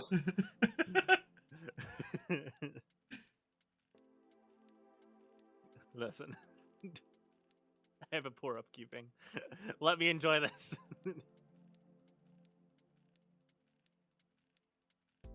Also, I should probably take all these off before I accidentally melt them. Just That's fair. put them back in. Yeah. Otherwise, then you have 3 magical feathers that you can identify later. Feathers. We also have a secret door, it looks like. And places in this place we haven't even looked at. True. Are we clearing this entire place out? I'll look back here. Yeah, it makes sense. Oh, mega dungeon. Oh, that's just this book. Oh. You laugh. Like it goes to like the L's in terms of maps. Given every letter is a different major like dungeon or area. So Yeah. for a book 2, this is a lot. But it just seems to go out to more of the veins. It just seems to go out to the water level. Basically, it's a escape route that he would have most likely taken. I got a tunnel. Thieves Guild. They always have a back door out.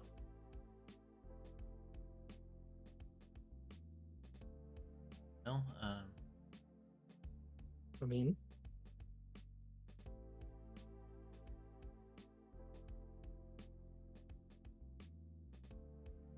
got the rest. Kind of.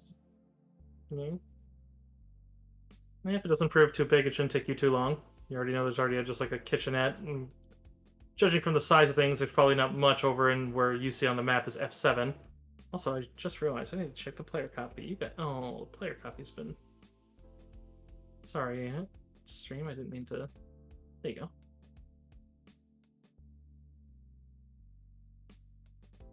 But yeah, wherever you guys would like to explore.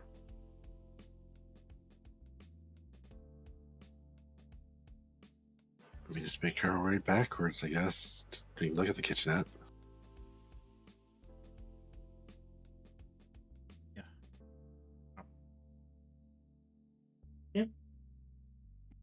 Kitchenette has what amounts to about 2 iron rations of food and a water skin.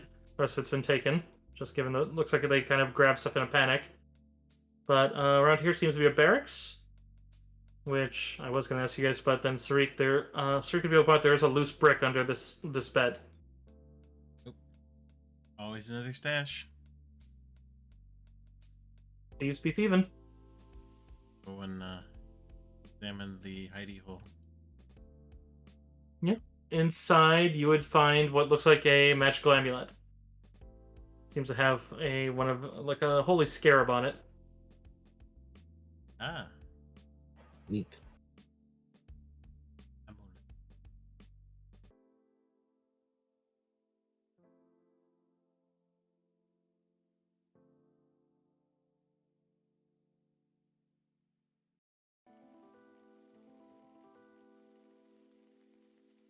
And did you want to examine the last areas? Yes. Yeah. Was there anything in the kitchenette? No. Oh, well, it effectively had 2 iron rations and a water skin. Don't care about that. Let's check out this door. The door. You need to check. It is a door.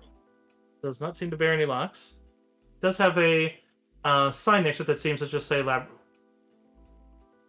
Ooh. Like lab.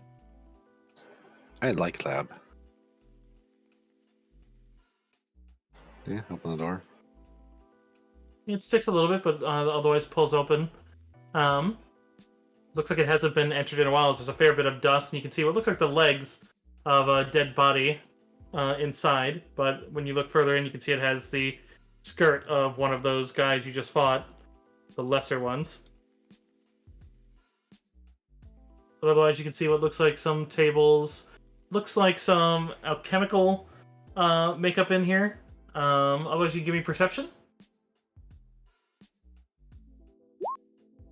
No. Oh, don't worry, I'm super good at perception. Come on, another 3. I want to see it. A 5, even better. I'm improving. He's learning. Go ahead and roll me one for Char. Okay. Our attempts. Oh, You can see his char very strongly seems to be smelling something and growling and backing away from the door. Oh, Seems he smells something you guys don't. the door. yeah, I guess so. Does anyone have craft alchemy? I mean, I do. I'm a gunsy person. Then you give me craft alchemy. 16. So, you are able to recognize that it seems like they were probably making some drugs down there, and that there's a buildup in those rooms. If you were to open the doors and make sure it could escape outwards, it'll likely clear out in about 10 minutes. It's probably just built up in there, probably also because of the dead body. But otherwise, you could try to hold your breath. If you weren't in there long, it wouldn't be a big issue. We just like leave the doors open and then go check the other place we haven't been. Yeah. Hey, you're smart. Is that sort of substance like flammable? If I just like ignite it, will it burst? Like, will it make the thing go way faster? I would say Griark, you would know that it would ignite with fire, but it could potentially damage anything in there. So if you were looking to get anything out of it, I mean, it could explode and backblast into this room, I suppose. you would know that it wouldn't be enough to like bring down the building because it would just be an air burst, and it's not like you're in an airtight area. So it's like I mean, you guys, I know that, but Hobbs doesn't. yeah, that's true. You could just be like, hey, it'll kill us all. Listen, it sounds really fun. However, damaging valuables. The crates here all seem to be empty in F6, but there is another double door here. Alrighty. Double door. Double dome. Yawadoto. Dabado. Pulling it open, probably immediately you see Char's nose crinkle again.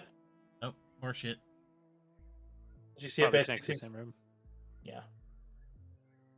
Yeah, but you've now opened the second door, and now at this point it'll fade in about not even 5 minutes because it probably took you about a minute to walk over here if you were walking and not combat running. So if you give it some time, it'll probably clear out. Yeah, let's give it a little bit of time, I guess. I like it.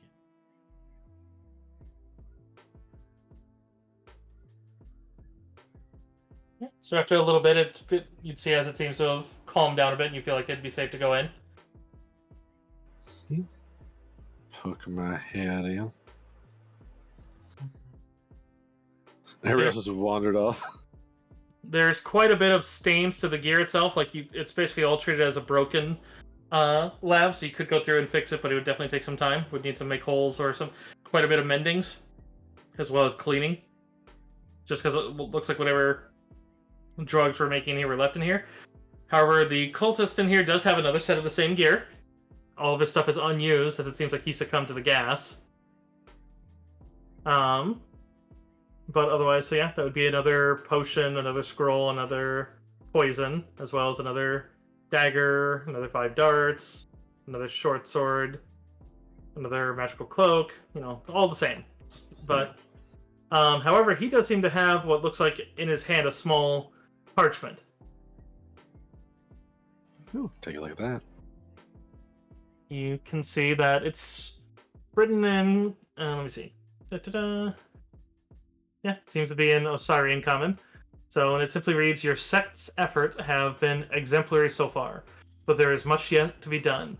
The necropolis of Wati will soon be opened, and we might find clues that have been hidden for far too long.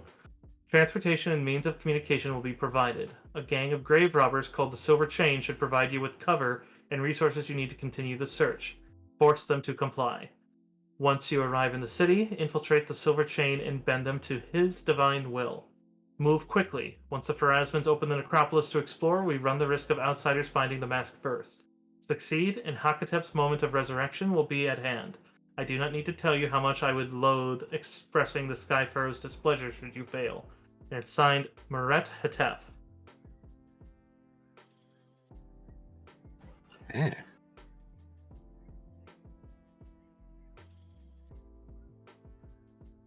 I imagine Tenenib is just, what's eh? No, just like, evil plots and stuff. Fun. We just show them the letter.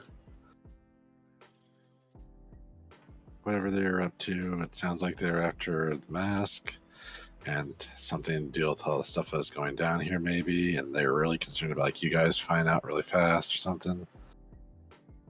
They knew beforehand that when we opened the necropolis, it was likely the mask would be found. That probably explains the theft that your lot suffered. Probably, yeah.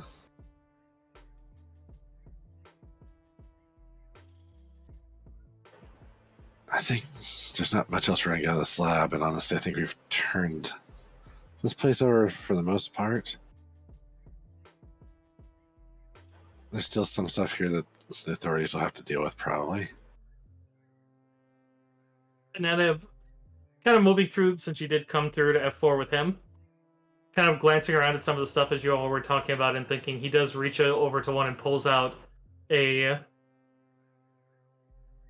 seems to be a small book, but it seems to be thick, but small in size, and it seems to be titled the Three Rivers Codex. And he just kind of walks over to probably whoever has the haversack. I imagine that's Deckle, since they looted it. Yeah. Deckle's got 2 haversacks now. Could easily hand it off to someone else, I suppose, but that's up to you guys. But otherwise, he just simply holds out the book and just simply, you may want to add that to your salvage. That is... I recognized that title when we walked in, and sure enough, it seems to be accurate. It's a genealogical record of all of Wanti's founding families. It's worth well over 2,000 gold. Nice. Well, thank you. Not like they're going to need it, and they likely got it through untoward means. Speaking of, as he goes over to help with, as he looks between the unconscious bodies that you had mentioned, as he looks between the two over there, and just as you guys kind of walk by him as he goes to... He checks on the one as he gives it a small bit of healing, but it's not going to be enough to wake it up. With the one that was 1 point away, he makes sure before he puts its arm over his shoulder. Yeah, I guess we better take them back with us. Although, if we get like assailed by 50 zombies, I'm totally cool with just dropping them. He gives a nod. So, who wants to carry the money bag? I mean, if you insist. I would say you guys will probably have to return for the Sphinx statue, because the Auroric Flame Mother is, while worth a lot, is also not life-size from what you would know. I'll just give it to you as far as Hobbs, that you would know that, no, Numiri is, like, she's not humongous. She's, as far as elemental demigods go, she's actually the smallest of the 4. But at the same time, she is still quite large compared to a man. Gotcha. Yeah, me She's and her, effective. we're tight. She's gargantuan with the whole centaur, huge size, basically huge size humanoid. So, and then her body is basically like a mix of a dragon and a lioness. But the statue here is more large size with a more medium, like as if it were human size. But Gotcha. it said that's how big she was, but it does seem to be made of gold. So What a gold. some sort of- There's a lot of gold. You don't know if it's solid. You would have to pick it up to figure out. But I mean, could be gold leaf, could be in any case. But the rest of it you could take. Not like anyone else is going to come claiming here. He even points out the Pharasmans will certainly respect this as a bounty. I'll say we should probably lock the door on our way out. Hey, you have the key now. I mean, out of character, you'd be able to figure out that's what the untoward key is. You guys didn't know there's a keyhole, and you guys picked your way in here, and I yeah, gotcha. that guy had the key to the junk door. Gotcha.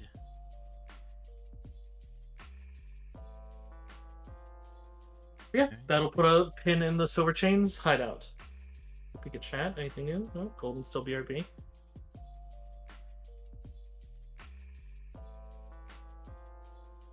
All right. So that puts it out to no. First, I guess you guys are gonna help him get back to the Pharasman so he can check in. Yeah, that sounds like the best idea because he's hurt still. Emptying this place out, as well as Ekram did not escape, which was the name of the bad guy there. Not that you would know that, but as well as killing the undead monstrosity, not letting it escape, which was the Tekeneneb, which was all of those together reduces your panic by 3. which you guys were up to 21, so now you're down to 18. So let me get to the panic rating. I don't think that's enough. I think that, well, it brings you down off the really bad one, because going up to 1 made it really bad, but I think that puts you back down at the starting section, but I'm going to double check. We undid our screw up earlier. Okay, no, it was at Ghost Town. So, and you start at Ghost Town, you just went up to 21, because it's 20 to 24 for that. But you brought it down to 18, which does bring it down to civil unrest, which means a couple of the shops open up, and the merchants but only when the merchants have guards and they are charging absorbent prices. There's additional protection from undead and living.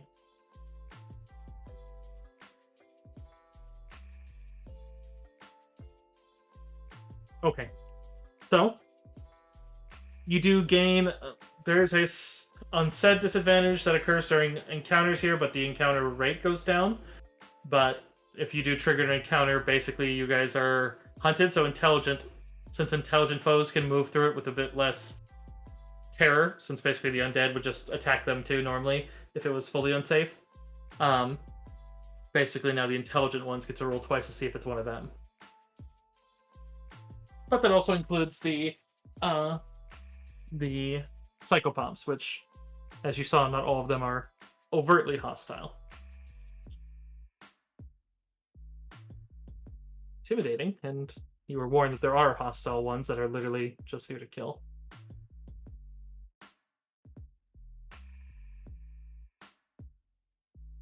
So, go ahead and we'll have Koala rolls a D100. This is just for you guys moving between. We'll move you back to the map. 70.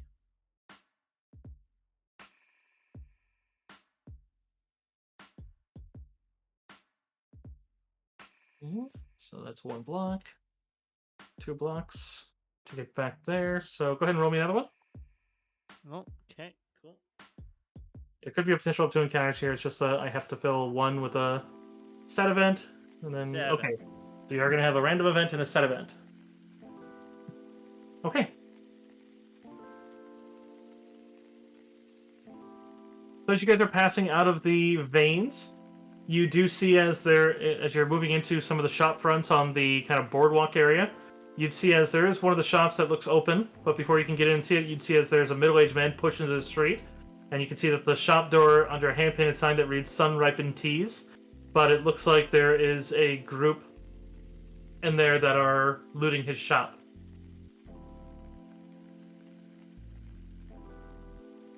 There's people looting this poor man's shop.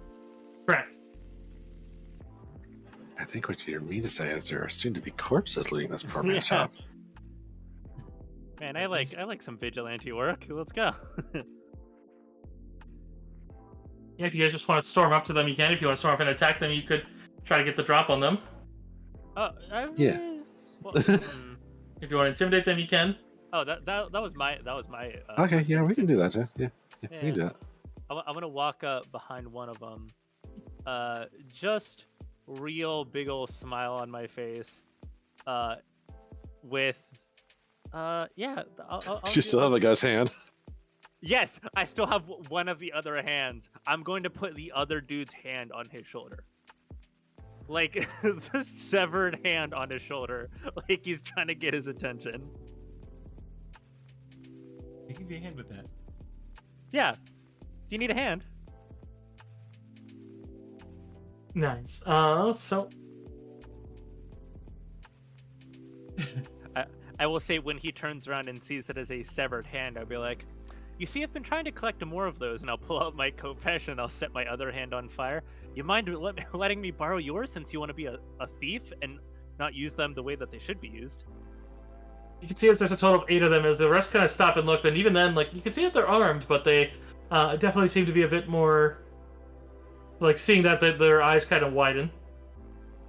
The middle-aged man's trying to kind of just up to a knee as Tentative is tending to him. Correct me if I'm wrong, I'll look back to my party members, but the punishment for, like, thieving is the removal of the hands, right? Yeah. In an emergency, looting is probably more like death, but we could be lenient. Oh! We could. That depends on how you guys want to play this out, and I'll look back to everyone else. So we could kill you all, which we absolutely can, or we can remove your hands. Your choice. I mean, what do you want to do? How do you want to deal with this?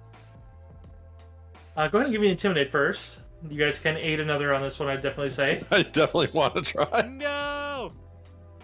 I have a +11, but I rolled a natural 1. Fuck bitch. I mean, this was the initial encounter, so I mean, I'll allow you for the luck roll since you didn't use it. You didn't use Oh, yours, sweet. so... There you That's go. Oh a my little God. better. That's a little better. So the kobold, the one of the two kobolds, doesn't come off as terribly intimidating, but Well, you know, they haven't seen my dark side. they're like, oh, Dev's adorable. That's why you gotta be carrying the shotgun. It's adorable. Oh, I'm sorry. I'm sorry. Shaw has the shotgun. Let me see. What are you? Do you want them to? What is your goal to try to intimidate them to do? Are you trying to just cause them to flee, or are you trying to get them to meekly come over? I'm trying to get them to drop everything and essentially just stop what they're doing but be frozen in fear. I don't want them to leave just yet. Okay. One of them, like, they definitely seem very, very scared as you guys are doing this, and there's like, even though they outnumber even you guys with Tanev here and Sarik, but they're just like, you hear one in the back just like, hey, we've seen a bunch of these shops already burned down and all this stuff go to waste. There's people hungry in the, like, you know, it shouldn't go to waste. No, it's okay. I can kill you specifically. I didn't say. It's up to the shop owner what he wants his goods to go for. If the shop owner wants you to help him carry them to the Pharasman Temple for support, great. Stealing them is not cool. Hey, we can put it all back. Someone already got to him first and took all his money. That wasn't us. You can search us. We don't even have any gold coins. I'm gonna go and I'm gonna help the poor shopkeep man up, and I'm gonna say, this is your shop. We don't want to do anything that you don't want us to do. How would you like us to handle these ne'er-do-wells? He kind of sighs. He's like, some of these boys, and they grew up in this neighborhood. I think they think that there's no way out. I'd rather see them help. And however we can, we need to band the city together. Tell you what, you guys put all that stuff back, and I'll give you 10 gold each. You can buy what you want. Are you reverse stealing from them? The old man wants them to be a positive influence and help out. They want, they can do that. He even kind of speaks up. He's like, I was thinking more like maybe helping the like the Pharasmans, you know? They'll take conscripts in moments like this. Oh, absolutely. Volunteer work sounds perfect for these guys. You hear one of the kids, I like the 10 gold, though. I think you like the volunteer work a little bit more. I can do that, too! Oh, absolutely you can. Yes. How about the rest of you? You're all willing to do volunteer work, right? It's not exactly like a sir, yes, sir, but you get like a kind of like a smattering of, yeah, we can do that. We don't want to die. I mean, technically, you're being paid. So.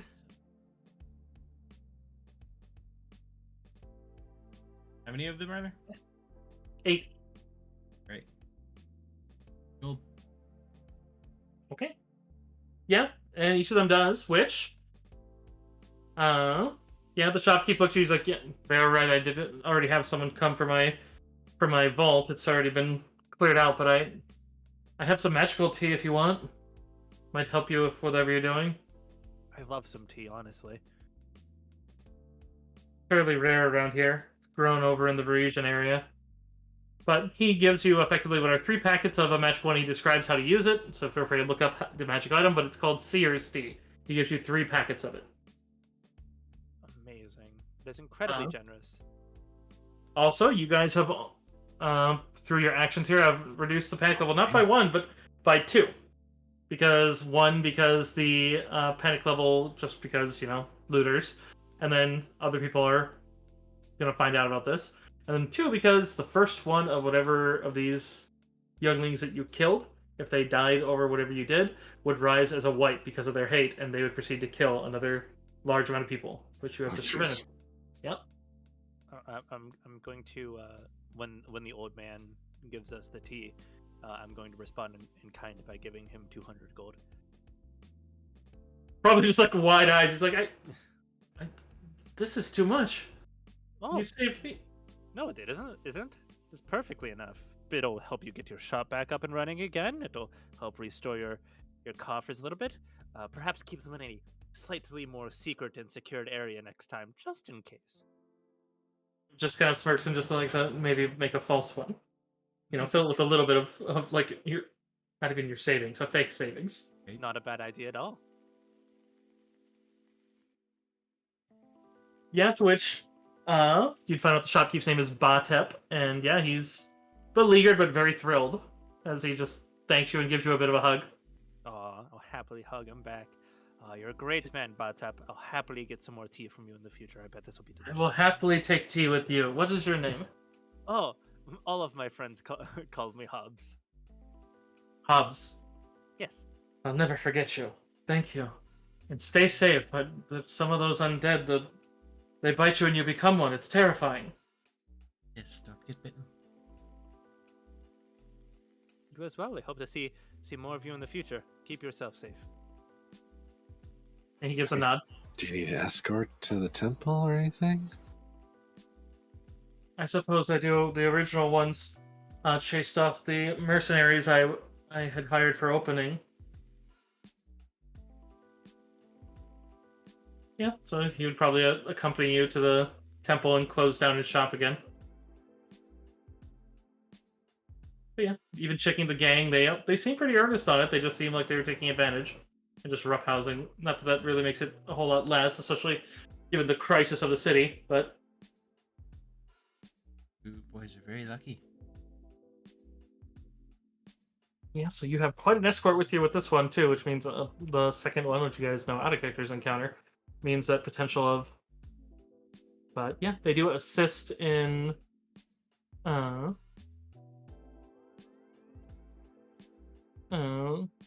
Oh yeah, that's where the second reduction you would have it would have just raised panic level if you didn't. So you gained 2, or I should say lost 2 panic level, which puts you down to 16. Still in martial law, but all right. And then I will roll for an encounter here.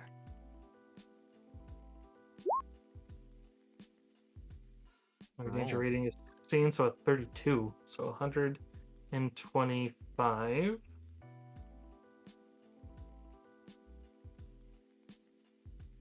I feel like we had 125 right, I think that, but let's see. Yeah, all the encounter range for your random rolls have been above 100. It's been crazy. Which step comes to a reroll then? Because that's the Vamp, and you already met the Vamp. Oh, sweet.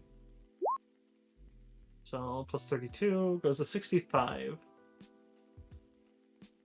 Which you're in daylight hours, so that one can't come. So, oh wait, but that's nope. Those are intelligent, so don't need to reroll that one. So you guys are aware of it, just because the psychopomps would be able to see them, but they would also be able to tell you that just simply at one part there's probably an ominous one from Verloise, how she says, "Don't step in any shadows right now," and then she'd alert you that basically you guys are being stalked by no less than 3 shadows. Yeah. But- Fun. But as long as you stay in the sunlight, you should be fine. Oh no, shadows. I just lay my hands up so it's even brighter around me specifically. Yep, because you're approaching the early parts of dawn after you're searching. Because of 1, 2, 3, 4, 5, 6. Yeah, so you're basically approaching 6 a.m. Sunrise is at 5:15. So yeah, by the time you get to the, because even though it wouldn't take you an hour to cross town normally, but moving cautiously to avoid large hordes of undead and stuff like that, basically every district is an hour Yeah. Jeez. Wait, have we been up all night? effectively. Ah, shit. Yes. I could certainly use a rest, but we don't have time. Well, I mean, obviously resting is important. This might not be a one-night affair, but Yeah.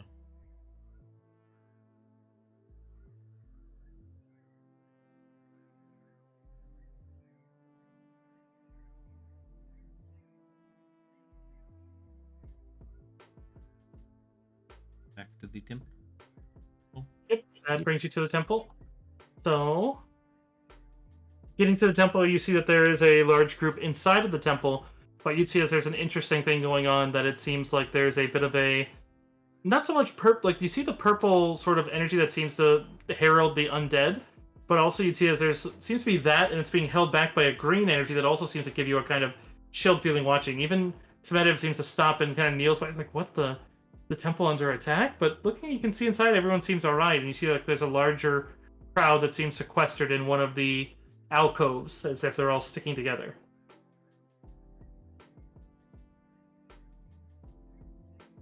The fuck? Moving in first, also some of the other Pharazmans see Tmedev and go to kind of shake his hand and such, as he's trying to ask, but you guys could easily move past to go find out. Yeah, I'd like to find out. You would be able to spot that Sabti is back at this point of the night, but she's actually over there dealing with them. But yeah, if you call for her, she kind of looks back to you and gives, and actually kind of waves you past. But looking through, you see quite a few people who look unnaturally pale, and even some more in the further back that actually seem to be back in more of those green lines in here. No sign of the purple, but it seems like the green had been making a bit of a fencing. But in here, it seems like they have multiple layers between this alcove and all the other refugees and the rest of it. Seems like the only people in here. But she does motion you forward, and even says, "No, you're fine. Come forward. You need not be afraid." What's with the green stuff? Looking around, first of all, you guys can give me knowledge religion. You might be able to just see exactly what's going on. But if you like. 12. Boo, Griark. Well, there is something to that. 27. Okay, so we're going to start with Griark and Dev. You do know one little bit. You can tell the people in the furthest part that seems to be the most warded, and there seems to be only about 14 of them. But you would recognize actually a few, as you saw them during the Festered Sun event, specifically ones that were in the trance in the bubble, that were there early on. But moreover, you'd be able to recognize them off the bat, just with your look at them. You can tell they're undead. It seems that the temple has made some well, anyways, let me get to Hobbs first before I go on the more narration. Hobbs, you can tell that, yeah, the people that are just looking more pale seem to have manifested. There's a fair number of people that are manifesting vampirism, basically half vampirism. Most of them seem very panicked right now. You can tell that it's like they all seem like they're. I mean, the number of them seems very odd for this area, since like, once in a while it's a very rare thing. They're rarer than tieflings in most cases, outside of Ursula. However, the ones deeper in are surely vampires. Interesting enough, sun is streaming in, and they seem unaffected. But then again, you guys kind of heard that about the Festered Sun portion. So, but yeah, Sabti would come up and just be like, the Festered Sun's effects have redoubled, as we have here some of our own citizens who have fallen victim once, and then others who have then, after that point, become afflicted by that same energy that seems to be surging through the town at intervals. It seems to be converting them, but luckily we are dissuading certain worse urges. Unfortunately, standard cures. Normally you can cure vampirism if they don't feed, but even though some of these assure us they haven't fed, and even if there are two that I have dealt with that I know haven't fed, as they've turned before our eyes. But they are, for lack of a better term, uncurable. There's probably too much negative energy in the area. She gives a nod. We think whatever the source is too much doing that and driving away whatever hope of life is. We don't know if, once it goes away, if it'll become worse for them, but so far they've been, apart from their hunger, which at this point, if we can't cure it, I currently speaking with, or I have one of my representatives speaking with the militants for Asmans to see if we can simply just feed them to prevent them from growing hungry, and she just pats one of the younger ones that she's near, that just, we don't want them to be upset. They've done nothing wrong. Of course, we've had to sequester our undead wards.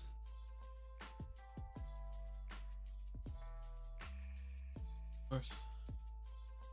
Of course. I'm glad to hear that. Not suggesting more dire action. No. Not their fault, and it's doing up this one. And even if it is at the end of their road, this is not the time nor place. I'm sure there's something we can do about it once, if we can take care of whatever's causing this. He gives a last little bit of a reassurance to a couple she's kneeling by before motioning away, just since she doesn't want. You can tell from her face she doesn't want to upset any of them, since it's clear they're all very much on edge between the vampires and the Dhampir. But yeah, between looking at them, you guys would easily recognize that.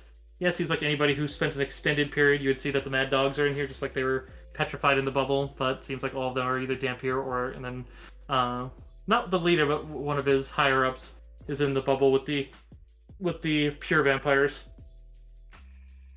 But in any case, they've been rendered sun immune, but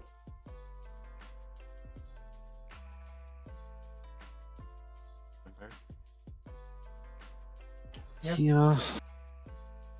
but she steps away just to keep them so it can talk more freely. But I'm afraid I must break my word a little to you, as you may gather, but most of my spell work is spoken for the day. I can cast small bits of magic for you, of course, and I certainly have plenty of acolytes to bring that, but we're unable to offer the full services at this time. I mean, I get it. The whole city's kind of, assuming it's just the city, it's kind of fucked right now. She gives a nod. Thing to fight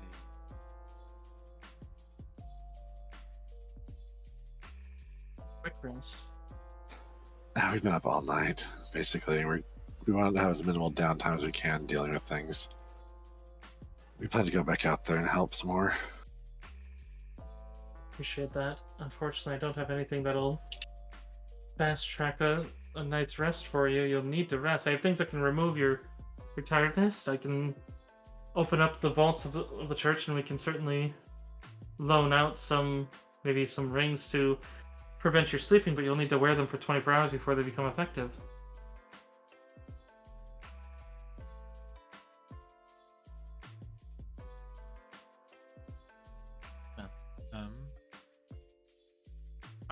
What is it I know I have a couple acolytes who may be able to restore some bit of magic to you, but that's about all I could really offer.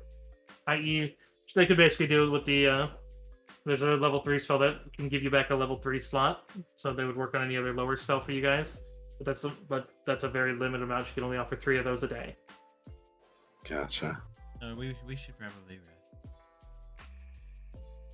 You can certainly be protected here.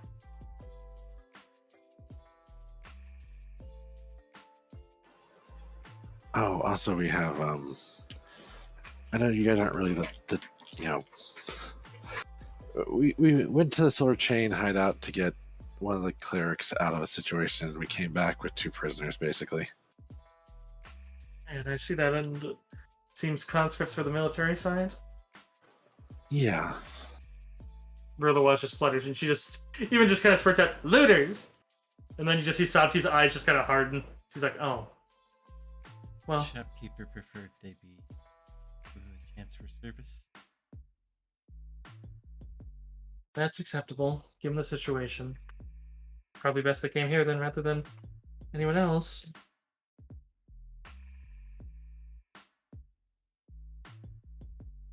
As far as the prisoners, I can certainly take them. Do they have anything relevant to what's going on? The Necropolis is a cesspool of undead right now, worse than the Festered Sun. They were being used by cultists who I think are behind this. They were after a mask. What's the name? The same one we spoke of. Yes. Yeah. I think the note said something about a Sky Pharaoh. Sky Pharaoh. I don't know what that is. Forgot. It said. You have to know. It says Amenhotep. Oh, yeah, there you are. That one. So let me search that name, see if it comes up in this book, but I don't believe it comes up yet. But you do have a name now to know that you can get that from the undead. Otherwise, the people we brought back didn't even know there was anything going on upstairs. He seemed disbelieving that there was even an undead uprising.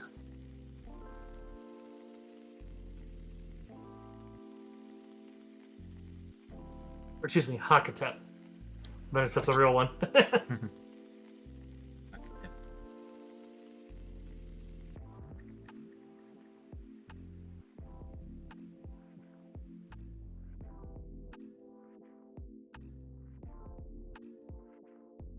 You spell that?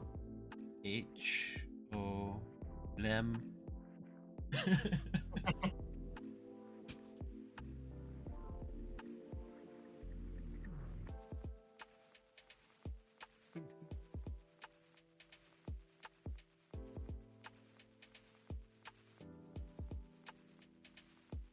Okay, so at that point she does pause. She's like, there was a pharaoh, only one that bore. Well, no, he had two others that followed his name and his line. But Hakatep the First was very distant, but there's no real records of his past.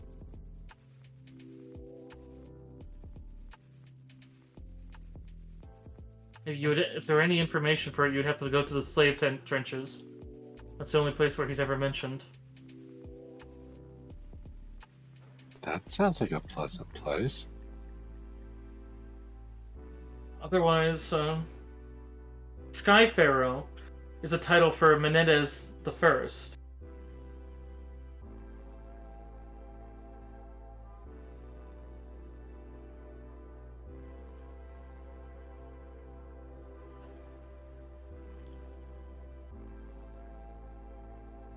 Don't know that I know who that is.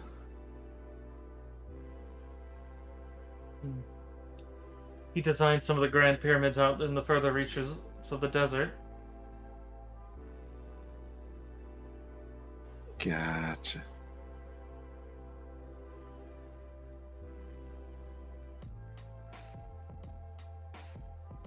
Well, I don't know. Their name just came up on the note. Sounds like it's probably not the same person, though. Just somebody using the title. You're using. That's different.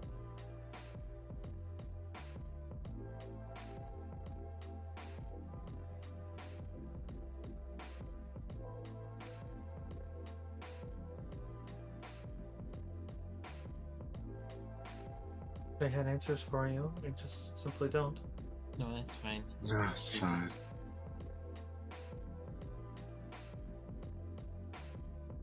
Might be a clue that others, anyone else out there looking into this, share the information.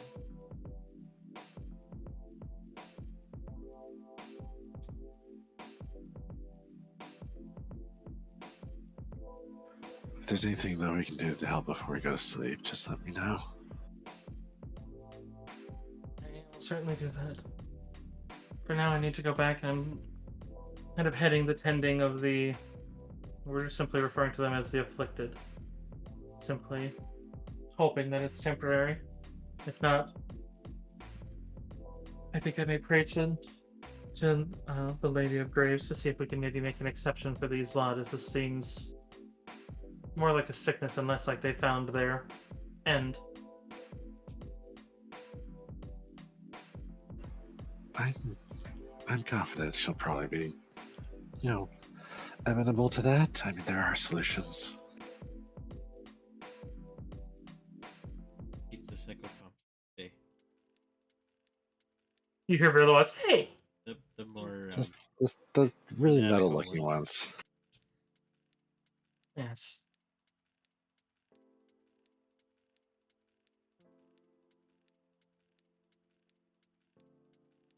Once this is all done, I can certainly point you in the direction of grand archives that have information on it. Unfortunately, I don't think that would be a journey. You would probably need to head to Tefu. But for now, Not a right now thing, though. it's something we can do without that. it's the Mask of those Forgotten Pharaoh, I think, may be our only lead that we know that is connected to any of this. Oh, egg. Sounds like we probably have to get that back then.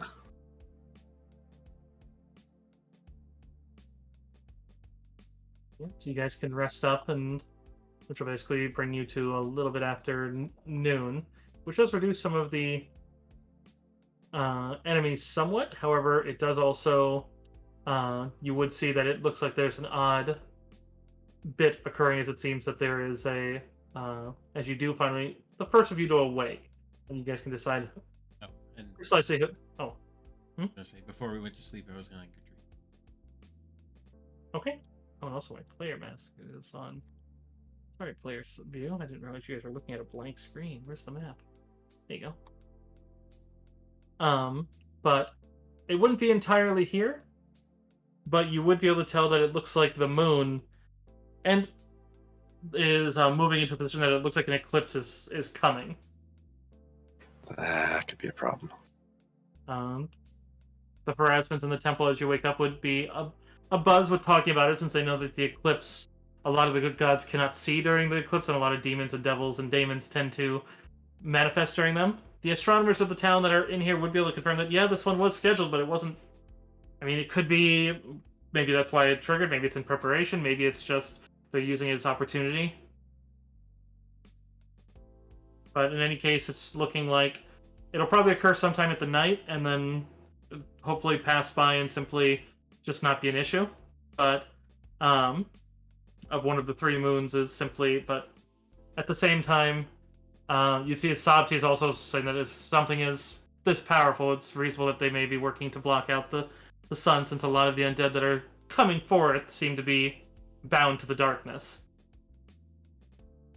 So they're basically preparing with the assumption that that eclipse is going to stay.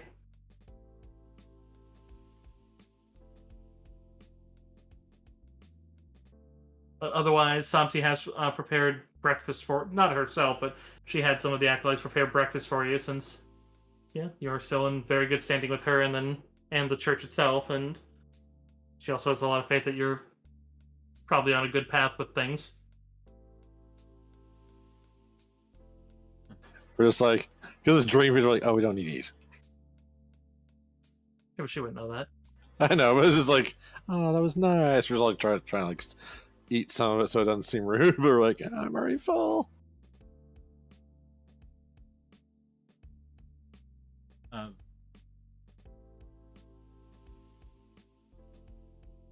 But I'm going to take a risk and put on the random amulet. We could just identify, but all right. Yeah, you got time in the morning if you want to identify these Yeah, items. we got time. All right. Yeah, go ahead and give me a spellcraft. How did I feel? Yeah. I'm gonna. Oh well. Yeah. Okay, so I mean, if you're both sitting at the table, you both could be doing it. Yeah.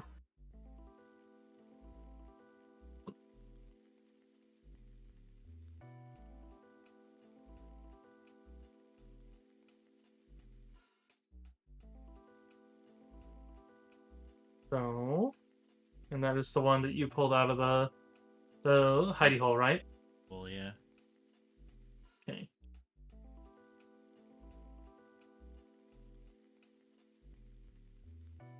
So you would know that is a carcanet of detention. Basically, it's a necklace that you can then use a command phrase, and then it once per day, and then it basically animates and attempts to wrap around one medium or smaller creature. And then if it's destroyed, it does return to its carcanet form. You have to put it back on. Understand that when you use that, it is leaving your neck, so you would lose the bonus. But otherwise, I do believe its value. Let me double check the innate magic once, but I do believe its value puts it at a +2 for natural armor.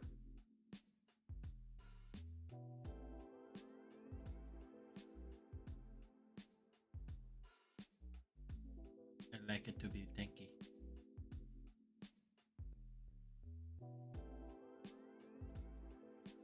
Next slot, no, it's a +1. Still. +1 natural armor. Pretty wild. I think each of those cultists had a cloak, right? Yeah. Correct. Magical cloaks. I feel like we could all use those. Yep. If you want to identify those as well. Sorry, what? Does that override my robes? For what? Like, the cloak? Would that like go on the same? No, you can wear them both. That's a different Okay, slot. cool. Okay, cool. I was double checking. Sorry. They still technically take your shoulder slot. They're not paid extra. They're just basically worn on the as like a little leg wrap, like Egyptian kind of skirting, you know. Okay, gotcha.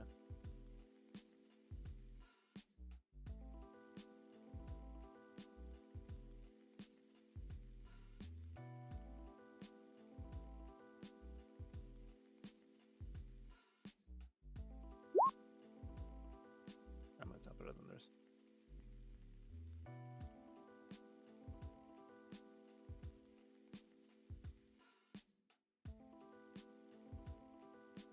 It's rather interesting that the cloaks that you would be able to identify are cloaks of the Fangs. Keep in mind those ones, since they already have a built-in resistance bonus, that means they give a +2 bonus on all resistance saving throws. And then you can use a swift action 5 times per day to oversize your teeth into a bite attack, natural bite attack. And if you already have a bite attack, it increases your bite attacks by 1 step. So Sometimes.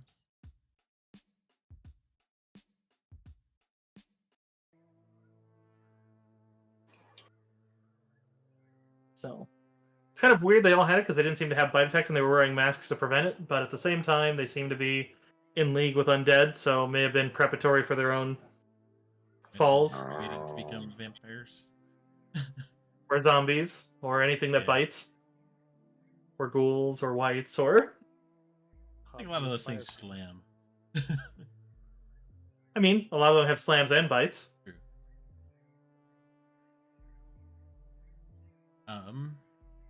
Book of Fangs. Correct. But also means sizable resistance bonuses. Yeah.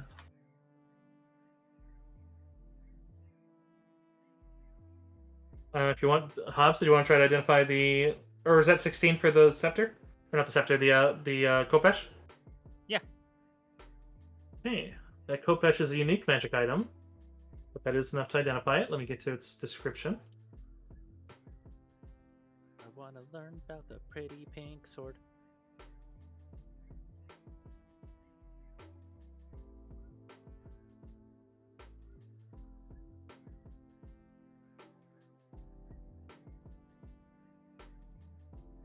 Gotta double check this enchant, make sure that I have the right one. The house rules.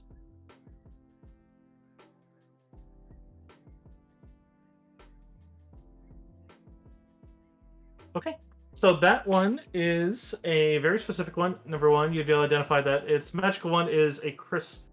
It's based on material. This would probably be more from the cultist because it's something you'd have to know about its material, but it's a non-magical effect, first of all. Because it's made from blood crystal. Blood crystal, whenever you hit a target that is under a bleed effect, it deals 1 more point of damage. Or if the bleed effect is a particular bleed effect, then it deals 1 more of that type of bleed, as you basically sap more of its energy into itself. And then it turns more and more red as you do it until it turns black. This one is made out of a salt blood crystal, which basically means that it's a very special one. So it's made to combat the undead, actually. Specifically incorporeal undead and mummies. It overcomes the damage resistance of mummies, mummified creatures, and other mummy-like creatures. Anything that basically I would say that would qualify as that type of thing. And then once per day, as a successful strike against an undead creature, you may have it deal d6 points of charisma damage in addition to its normal damage to an undead creature. Which, if you didn't know, charisma manifests their HP, so you could sap their HP considerably.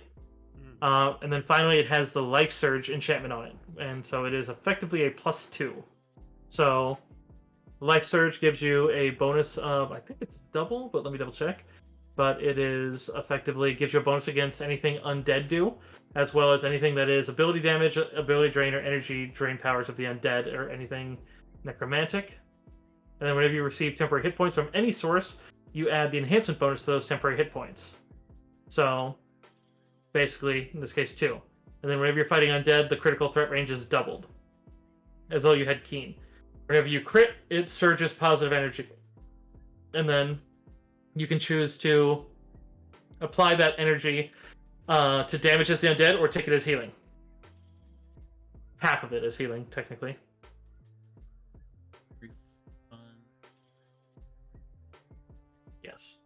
It's a very anti-undead sword. Dev, this sounds better for you. Can't use that. Oh, can you not? Not very well. I was just thinking, since you're like one of our frontline people, that would work really good for you.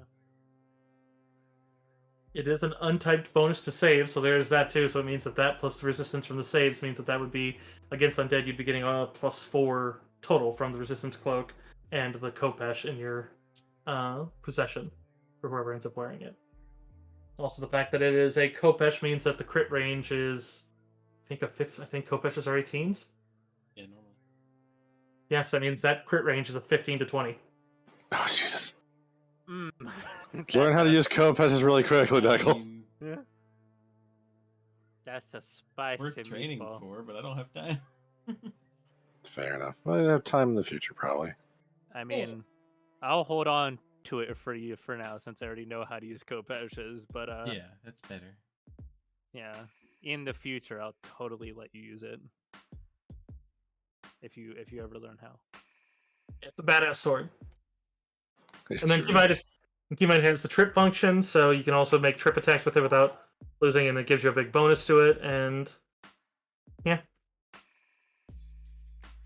Do you want to know why I wanted the pretty pink sword in the first place? Yeah, it's pink. Matches my aesthetic.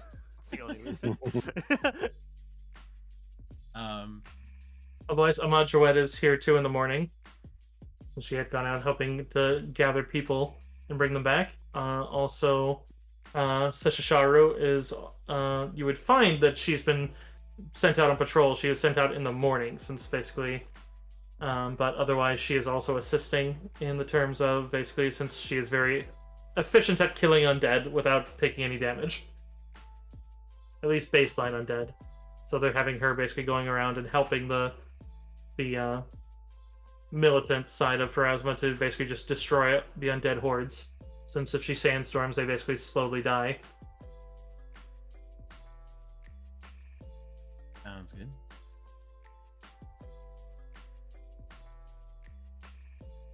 But so you guys, just so you guys know the mechanic of this one, the panic does go up every night that anytime you basically rest. Basically, it's just simply because that's how you basically pay for it. It's just because if it gets too high, the game is over.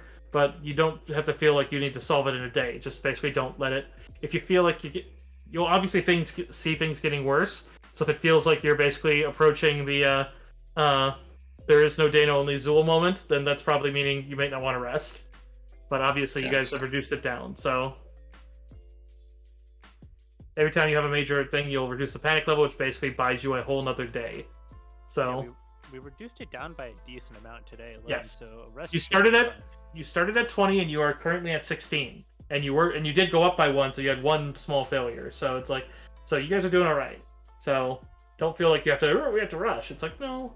Yeah, people are dying every day, and it does raise up the total ending death toll. So I mean, there is that one. But if you're worried about like a game you lose because you took too long, I will tell you out of character. No, that's not in this book. I'm not People going to die add that. every day anyway.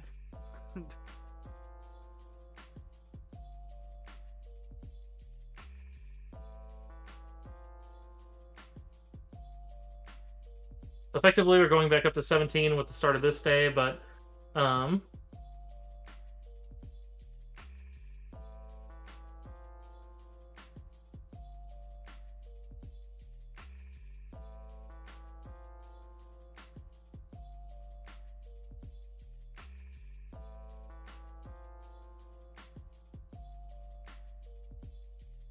yeah. So basically,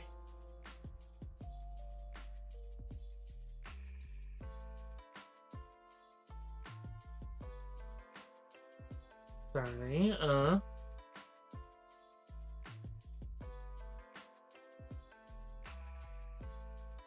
you guys can talk as there's you can, if you, I don't know if you guys know what you want to do with your next day, but otherwise they can also, there are plenty. I would actually say that it would probably actually be sorry, brain's escaping me. I may love the additional ones, but all their names start to blend together. Ahmad Jawed would tell you that there is a section over near the entrance that any of the agents of Pharasma are currently working with to basically dispatched to needed areas. From what she knows, if you would want to talk to them, they can point you into troubled areas that haven't been dealt with yet. Yeah. Yeah.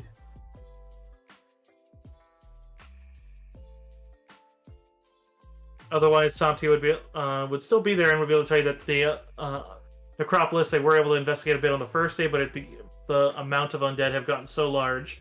She does know that there were plenty of people still there, and that they actually told anyone who couldn't reach the gates to flee for any of the catacombs that seemed to bear still standing wards. So there could very well be people in the Necropolis, basically within holy tombs, just basically hiding from undead, which also means they could be trapped in there with undead too. So it's a bad situation. That one's told. The Asp district, which is nearby, is said to have a lot of civil unrest, even as they're trying to tell everyone to stay off the street. So if you want to try to deal with some civil unrest and lower that, you certainly could. Let me see what E is. Yeah, the Asp district. Here, I'll put a little control is right here. Okay.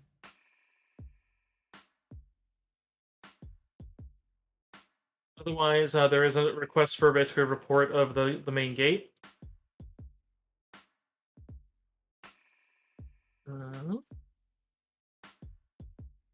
Oh, thinking about this, there's something I could have done in the morning. What's that? I think you mentioned one of those guys had a spell book with like Shocking Grasp on it. Correct. Just wanted to copy that into my spell book if I could. Okay. Yeah, the Proudstons would have things for scribing, so you Yeah. might just cost to scribe, unless you're a witch, and we point that it eats the spell. It's always good to have more spells available. Oh yeah, my witch in the Jade Regent one is literally, once you guys are done with your scrolls, give them to me, I put them right into my familiar, and then he eats them.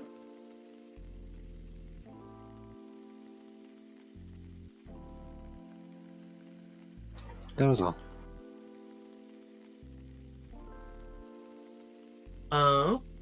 She'd also be able to tell you that there is a courthouse right here. You can kind of see it as it's already kind of squared. That they need a pseudo one for, that is that there's said to be a strong undead that's risen there, a strong intelligent one. And given that you guys have had a lot of experience and good luck with the intelligent undeads and been able to actually turn them to aid. Yeah, that kind of sounds Oh. up our alley. That is actually one that I didn't account for. Because you do get aid for any major allies that you made through Book 1 and 2 that are still here, and I would say that Heshisharu as well as Amajawet would both qualify, so your 17 would be reduced to a 15. You only get those once. They still continue to help, but... Yeah, it's nice little bonus. Mm-hmm. Oh, actually, wait. And you also have... Oh no, they're not able to help yet. Yeah, she's too young. Yeah, she can't exactly age her today, but... Alright, but that does bring you down to 15. I think 15's the next panic level, so let's double check. Yeah, or no, 15 to 19, so yeah, civil unrest, we're still in that. It's basically once you hit 14, you get to the next one. Speaking of, maybe we should help out with the civil issue, and then we can hit the undead guy nearby. Yeah. Once we can have all remove the other events, so you guys don't think you gotta go to them. This one was, you got them, and you got them.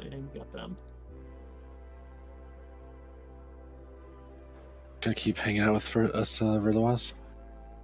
Well, yeah, I said I would. Yeah. Wasn't sure if you wanted to stay at the temple or not.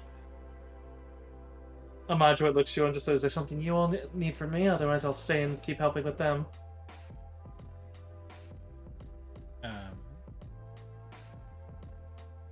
Can't really think of any. I mean, more help's always better, but I guess it really depends on where you think you're going to be more useful. Well, right now, Santi has me with the vampiric afflicted, as they seem to have the... Well, and she gestures to some of her half-undead arms. Being partially undead myself, I can at least relate. Yeah, that makes sense. I mean, whatever this powerful intelligence undead is, it doesn't sound like it's bursting out any right now. So I guess worst case scenario, if we need your help, we could hopefully just come back for you. Okay, then I'll stay here. If you do encounter any people that are afflicted, if Snapsy cannot assist, call on me, eh? Sure will. Okay. Sounds like you're proceeding to the Unrest one, which the Unrest and the Court are in the same district, so you only have one random encounter roll. Alright. So let's go with Nikki. D100 for a chance of for a. This is another one that's a guaranteed encounter, just whether it's 39. Okay. Alright, this is going to be a set one, which is good, because I usually give you more clues. Wait, real quick. We weren't able to take that long rest, right? Yeah. Yeah, those we all And long slept. rest breakfast, you all slept 8 hours. You're now looking at about 12:30ish. You'll be setting out around 1. Sounds back. Yeah, spell slots are back.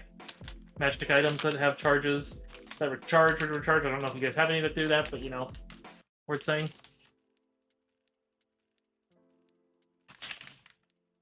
Okay, so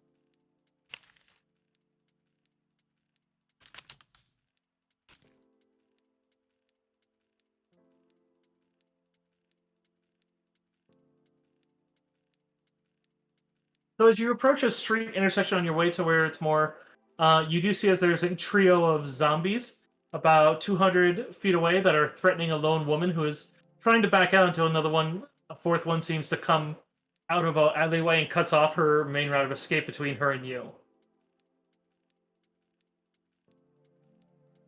I mean, yeah, we gotta go help. That's a bit that's theater of the mind of this one, but just because they're zombies. I'll So this- save you. I'm curious if I don't know where that's from, but we're not going to talk about if it's what I'm thinking of. But the Lady, are you Oh. resistant to fire? I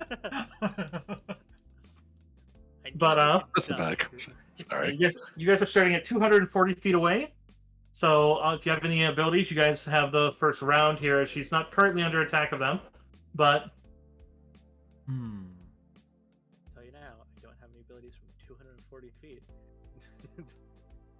if any of you has any abilities, you may. But I mean, I don't even think the musket's got that range on it, so.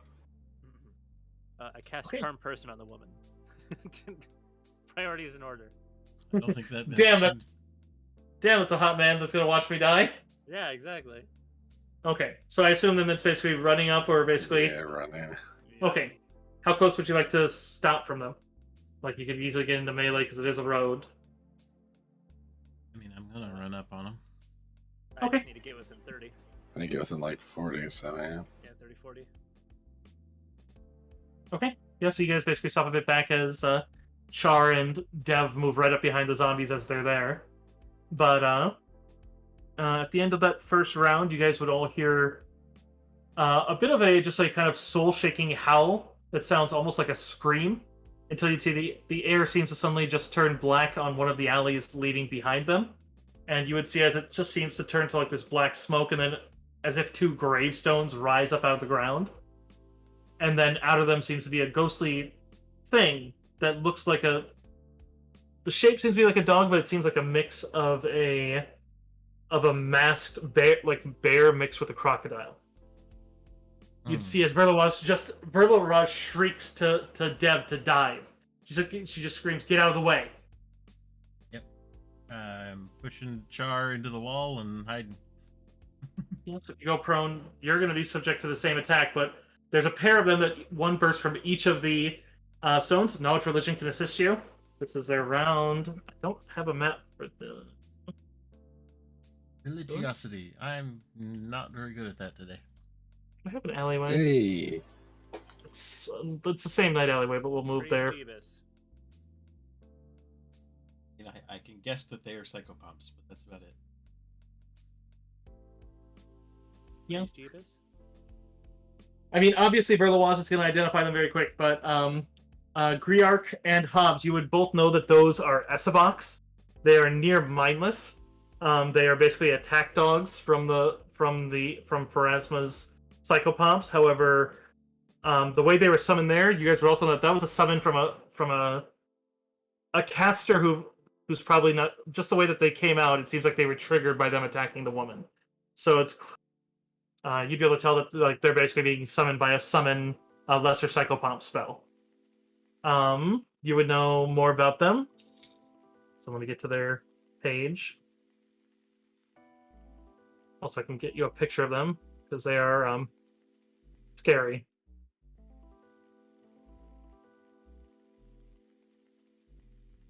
I really have to go use the restroom. Give me like Go for it. minutes. I'll be back as soon Yeah, as there you go. I was looking for good points, but I- yeah, if you're going, yeah. I'm going. I've been holding it for like 2 hours. I need to go. Oh, shit. I'll be right back. Okay. I'll break chat? everyone. Just don't know what to do. Yeah, we can take a small break.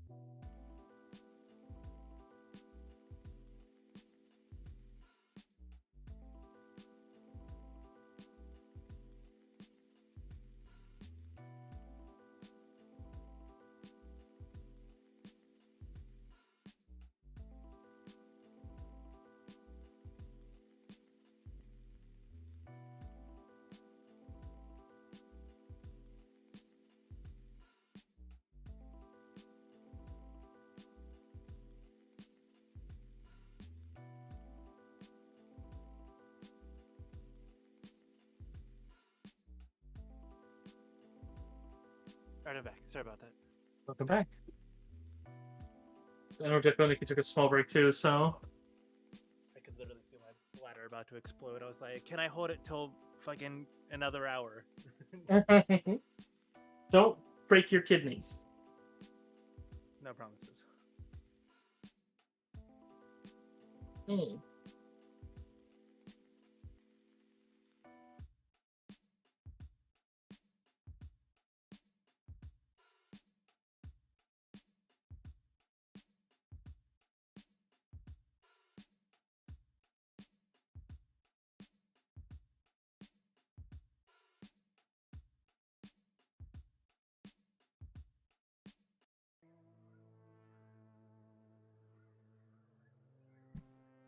I am alive. Hello. Welcome back.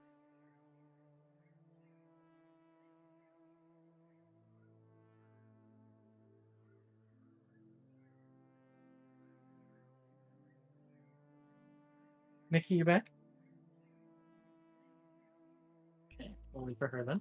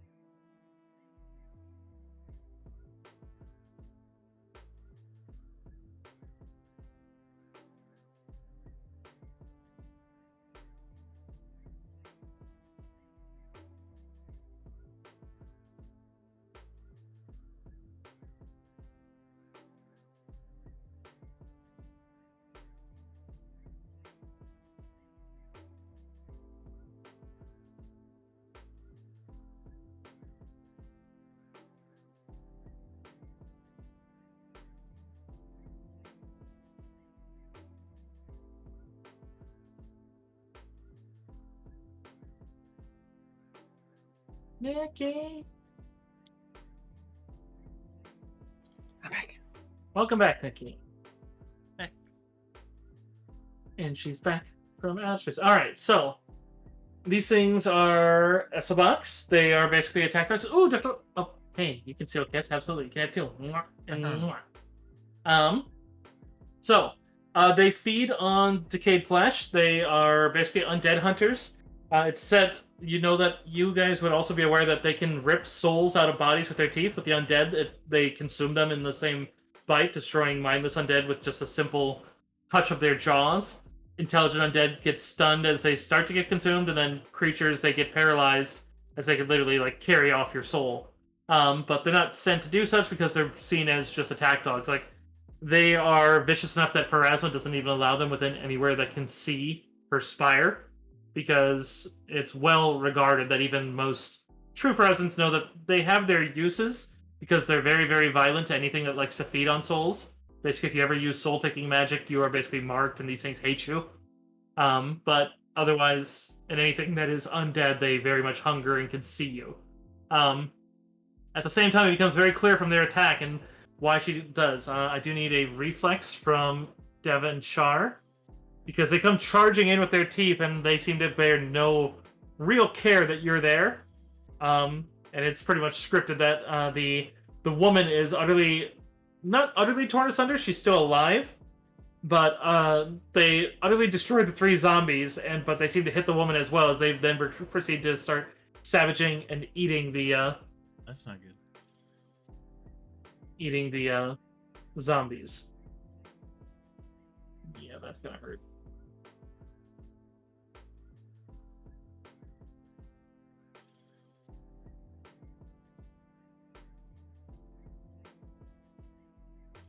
Okay, let me get it's effectively a trample, so it's the same as their slam for their size.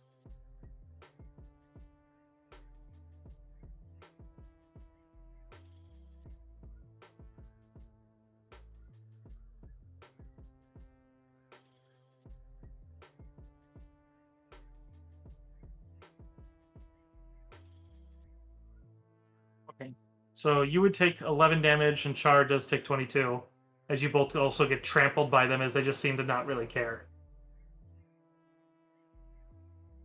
Oof. You are prone, but they don't seem to be attacking you, but they definitely start hissing at you. You can see as the woman is definitely bleeding to death. But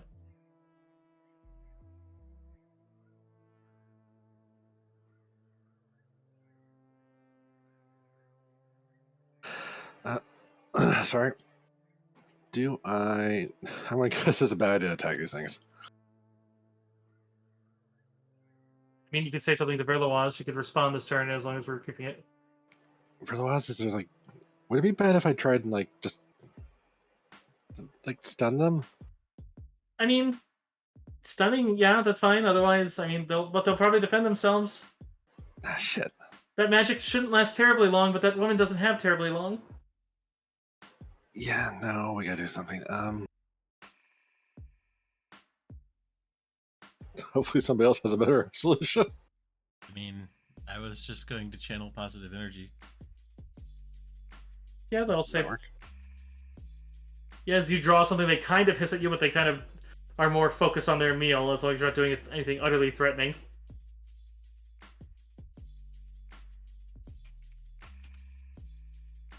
And Yep, that'll stabilize the woman and undo some of the damage to you and Char.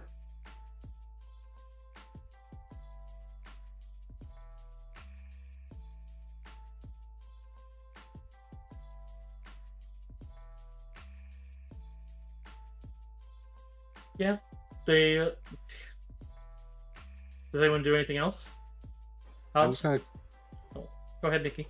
I was just gonna say, I like gonna be like ready to like cast a spell should they. I'm gonna be ready to cast color spray at them in case like they start to go after the woman. Yeah, just about same. Just I have firebolt ready in case they start going after her. No, they seem to be paying no main mind to her. They just seem to. Their attack was very vicious. But yeah, in that case, if you just basically let them eat, they kind of. It does take them longer to eat the bodies, and then they have time on this plane since they only have 2d4 rounds. But yes, after 4 rounds, they do just fade back as you'd see those gravestones just glow, and then a green energy just reaches out and kind of takes them in as they turn to shadow and get pulled back in. And then the stones just fade away into green mist themselves. Who the fuck summoned those?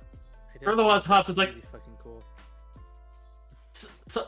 Verlois actually kind of does a little bit of that same kind of excited hop, like what you saw Kassin doing. She's like, "I heard Sapti saying they're not supposed to do that. The militant leader, they said they were going to do that, and she said they couldn't, because this thing would happen. They'd kill people." No, like inside the necropolis. Okay, sure, because there's not supposed to be anyone in there anyways, but not outside.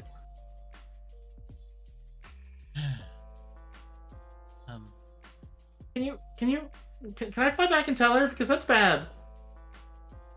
Yeah, you go tell her. Like, even for asthma, I hate those. That's the last you hear. She just flies away. First on Cure Light Woundsing on Char.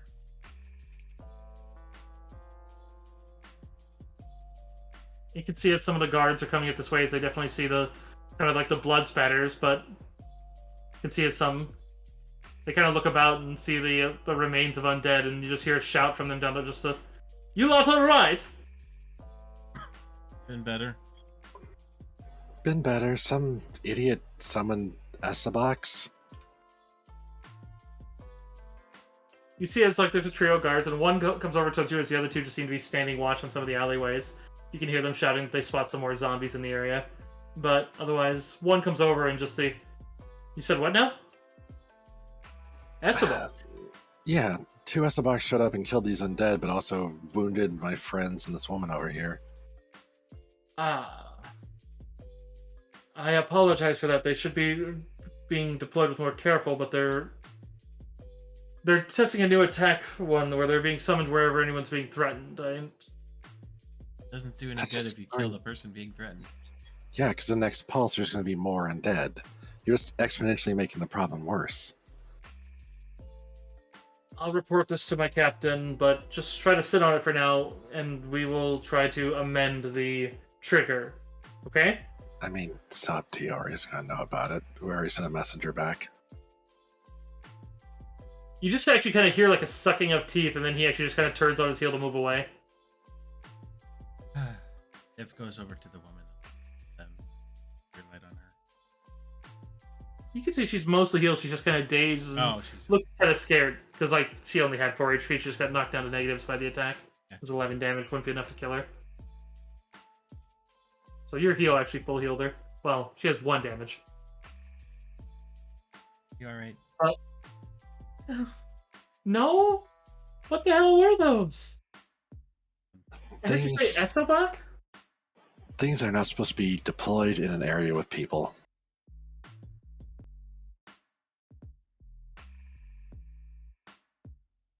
They really wanted to eat those undead.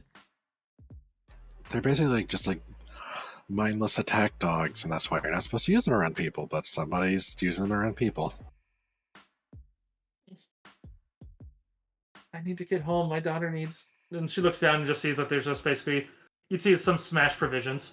And she just kind of just puts her hands on her face and just... Oh my god. What does she need? It's okay. I had milk and I had just some rations. I think. Yeah, we should escort you back. It's not far, is it? She shakes her head no. Yeah, we'll just make sure you get back safe. On your way back, you would see as there's... First you'd see what looks like a flying trio of can't think of the name of them. Nisoi. And then you'd spot another one trailing behind that dives down to you as you see Verlois return back. About 10 minutes after she left. Because it's not... You weren't but 2 blocks away from the Grand Mausoleum, and her flying there would take just a second. Yeah. But she essentially like, Sapti is furious. Oh no, I'm not happy about it either. We ran into some guards and they asked us to, keep a lid on it, and we were kind of like, but we already told Sapti. They weren't super psyched about it. I don't think I've seen that woman that mad. I knew I liked her for a reason. She said that she's going to that the leader of the militants is someone named Shepsies. She said she's going to tear him a new one for going back on his word. I might have some words to tear into him as well. Or her, I don't know. Well, she's demanding he comes to the Grand Mausoleum by the end of the day, so we'll see if he does. Yeah. We were just helping this woman back. Easily done without an encounter. Yes. Well, I have a hunk of salt pork and some rations I can give. Yeah, she'd very thankfully take that, although she doesn't have anything she can give you for it, but That's fine. I don't think he was sadly having milk on hand. And not easily, no.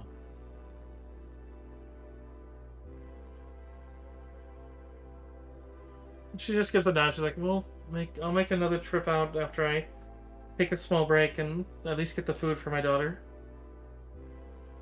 Thank you. Mm-hmm. You can tell she's very shaken up. But that does reduce your panic level by 1 since you basically have brought attention and saved a fair bit in that one, so it brings you down to 14.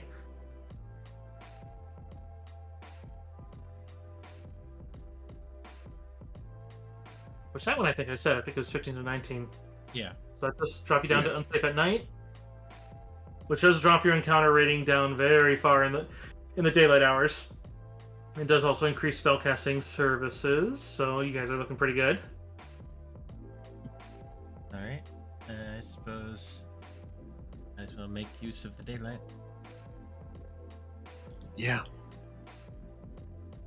Back to Yeah, you're only gonna have a couple more hours of it since normally the sunset would set around 5:30ish, but they expect that eclipse to show up by 3. So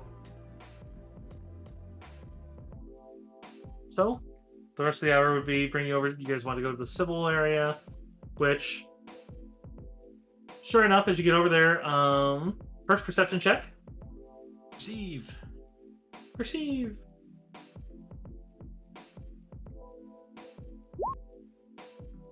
Okay, definitely got that. Aha! Oh, don't worry, I can definitely one up that. Ready? Here it comes. Best Let's see it. Come on, 2. Natural 20. You're going up by 1, like it's great. It's wonderful. I love it. Slow improvements. You absolutely don't even hear anything. You're just like, hey, what a day. The two of you do hear a distant thunder crack, even though there's not a cloud in the sky. Give me a will save, as well as then a knowledge arcana if either of you have it. Who got the perception? Oh, Jesus Christ. 29. I love it. All right, so yeah, both of you would be able to identify that it's an illusionary sound. Oh, I don't need Char's. Oh, okay. This is more just for knowledge. But Kriark, you do, or actually, wait, no. Dev, do you have knowledge arcana? I do not. Okay. Kriark, you would be able to recognize it as a illusionary, but you're not quite certain what precisely. But you definitely have you know which direction it came from. You could definitely find it in that area. Yeah. Guide people.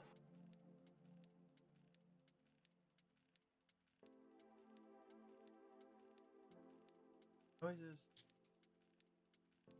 Oh, yeah. Pointing it out to, I imagine, to Hobbs, who heard nothing, is just like, where the fuck are we going? I don't know how you'd respond, Explosion. Hobbs. Illusionary explosion.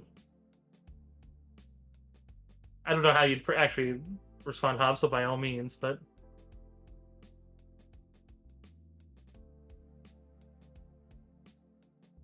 Okay. We lost Hobbs. Yeah, I think... What? Huh? I was just asking if you wanted to role play for a minute. You got your conversation before I moved on. That's all. But you're good. Sorry, didn't mean to put you on the spot. I apologize.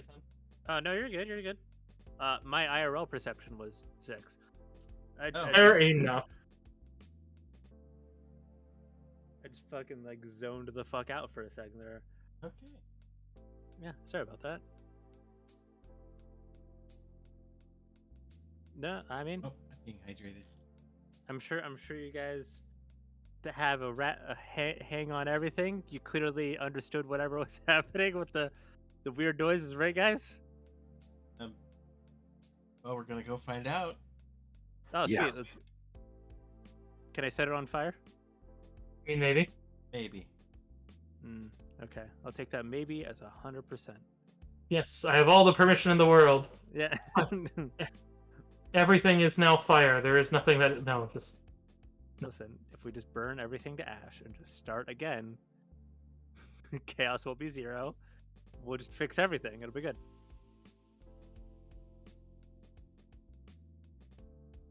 There's undead that can rise from ash. all right. So You just haven't burned them low enough yet.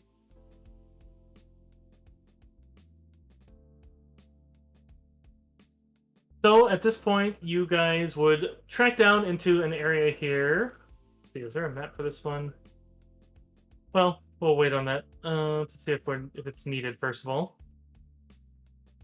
So, as you come around an area, you see as there's a bit of a crowd that is forming around, as it looks like there are 6 main groups that are all kind of gathered around a large circle. Where at the center of it, you can see what looks like an elven woman. That you can see a flash of light, as you'd see another one that just seems to be the light, as if a lightning bolt came down. But no one, like some people dodge, but some just seem to be kind of laughing and pointing at her. And in the center, you can see as the elf seems to have what looks like a green metal chain that is attached to what, even at this you can recognize, seems to be a zombie that she has heavily bound. And it looks like there's basically just like a mob basically surrounding her. Oh no. As you get up there, you can hear some of the ones just oh, keep up with the illusions, girl. It's not doing anything. Just walk away and we'll take care of the issue. He'll get a funeral. It's not his fault. But some people are, you can hear shouting just, she's a sorceress. Maybe she has magic. Clearly she's part of it. And she's just you touch him. And I will make it more than just an illusion. I am telling you, stay back. As you see, you'd hear another thunderclap as she seems to summon another one, but it seems like it's doing less and less as she's trying to keep the crowd back. But it definitely looks like there is basically on the edge of some major violence. All right. Calm down, people. Calm down. We're all trying to live here. If you want to give me diplomacy. Yeah. The elf I appreciate you. Just simply get them out of my way and I will get out of their hair. Easy. Not with an undead at your heels, girl. If you want. But...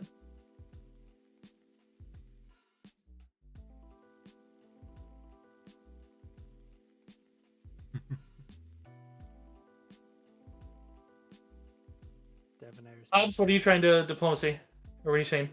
I was also just going to be like, listen, there's no need to fight. Whatever we need to do, we can do it together. Stop fucking bickering. Grig's just gonna stand behind Hobbs and reach a hand into the haversack and just like try and grab the shotgun in case we need it. You feel the stock and like the trigger. Just like Southern- out there. I'm That's just southern diplomacy. just holding on to it in case things turn ugly. We have normal diplomacy, and is that southern or Russian diplomacy? If there's no one left alive to to be angry, This is just like at a tombstone, you know, when Wyatt's reaching for the shotgun under the table just in case. Yeah, I'm not pulling it out yet. I'm just in case.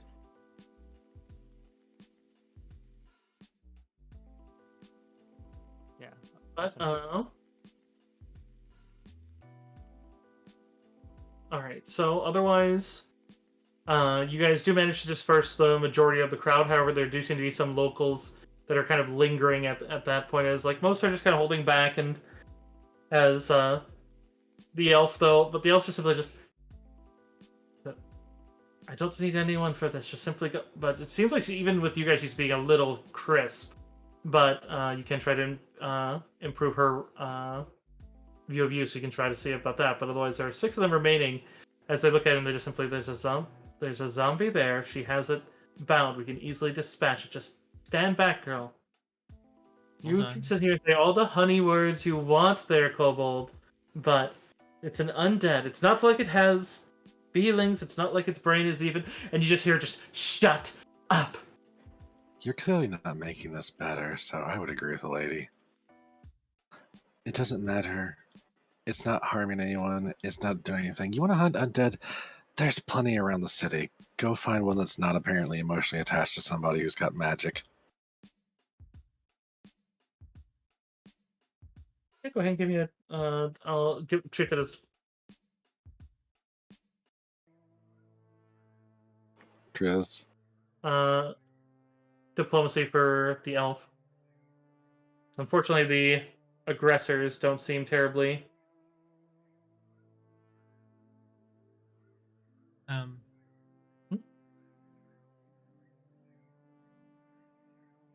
Hobbs, maybe some of your street diplomacy. Yeah, if you want to step in, definitely could. Does seem like she's ready to basically cast a spell as she has a wand out, as she seems to be pointing it at the 6 that seem to be remaining. Okay.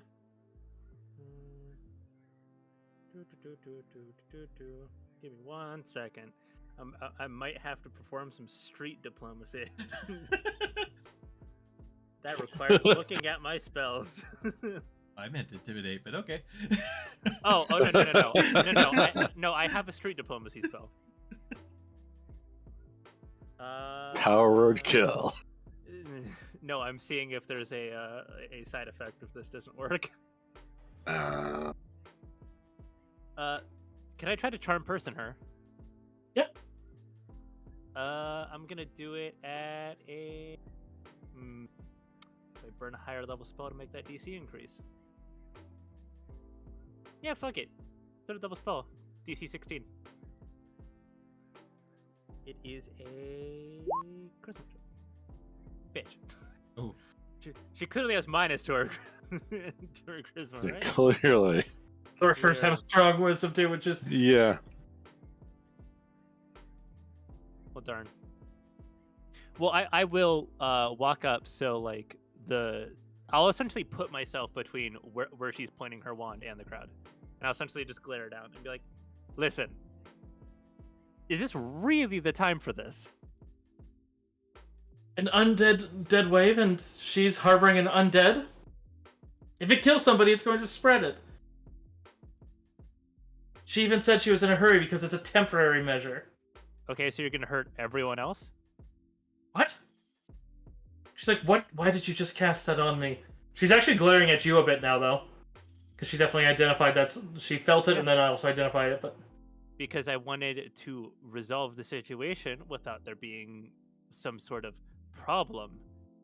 You can see as those locals are actually kind of moving to surround a little bit of you guys, but there's 6 of them. So you guys actually, between you guys and her, have them, I mean... They look like they're just farmers. So, I mean, I doubt... You don't really feel terribly threatened, but they seem to think... Otherwise, as they seem to have some weapons. I mean, Grish's just gonna fully pull the shotgun out of the Ah, thing there at we this go. point. Like, okay, let me ask you: how many of you are trained to fight, and how many of you think you can dodge a shotgun? Show of hands. They probably kind of look at each other where they go ahead and give me intimidate at this point.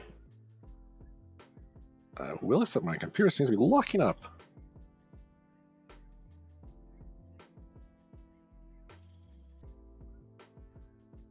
It's just a 12. Here, one of them said, those require you to hit the target. The target is a group of people. I'll hit someone. Fuck it. Hey, listen. I light my body on fire. You're all fucking targets. Get out of here. You do see as the elf does, as they start to go to move away from each other, the wand alights, and you'd see suddenly as what looks like a little bit of plant life in the road suddenly turns into a wide tangle, as she entangles 4 of the 6. And then just kind of... But they start straining at it as the other 2 start kind of moving in, but she's just kind of glaring at them. Look, none of this is worth your lives. Leave now. Give me intimidate. We're effectively in pseudo combat rounds, so you guys each have a full round, but in any sort of diplomatic one takes a 4-round action instead of 10. So you guys can try to chase them off, but I'm not intimidating. yeah, unfortunately, Kobold doesn't come off scary right now. I will in a minute. Yeah, Right. yeah. The two ones that are moving up, just for the sake of so you understand what they're doing. One seems to be moving up with like kind of lining up on the zombie as they're trying to ignore you guys. They're just the other four are automatically assumed to fail the entangle because civilians, but otherwise the other one does look like they're moving up towards the elf, like basically just So Do I have Now- time to wait, do another outside thing? outside a game question, real quick. Are we Yeah. trying to scare off the civilians, or are we trying to scare off the person, the elf? Who are we trying to scare off? I've been directing at the civilians the whole time. Civilians, yeah. Oh, okay. If they're approaching her, I'm just gonna get within 15 feet and I'm gonna color spray them and use an Arcanist point to make it a DC 17. okay. Yeah, neither of them makes it. They both just So yeah, they're probably unconscious if they're just farmers. yeah, they are literally just one hit die. Okay, so that was just one spell. Why don't you all take your friends and leave?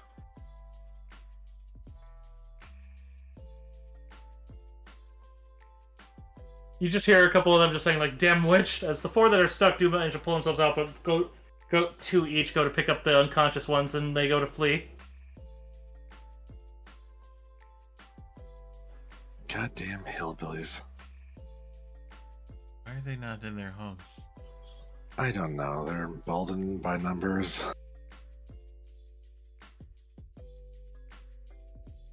You gonna be okay?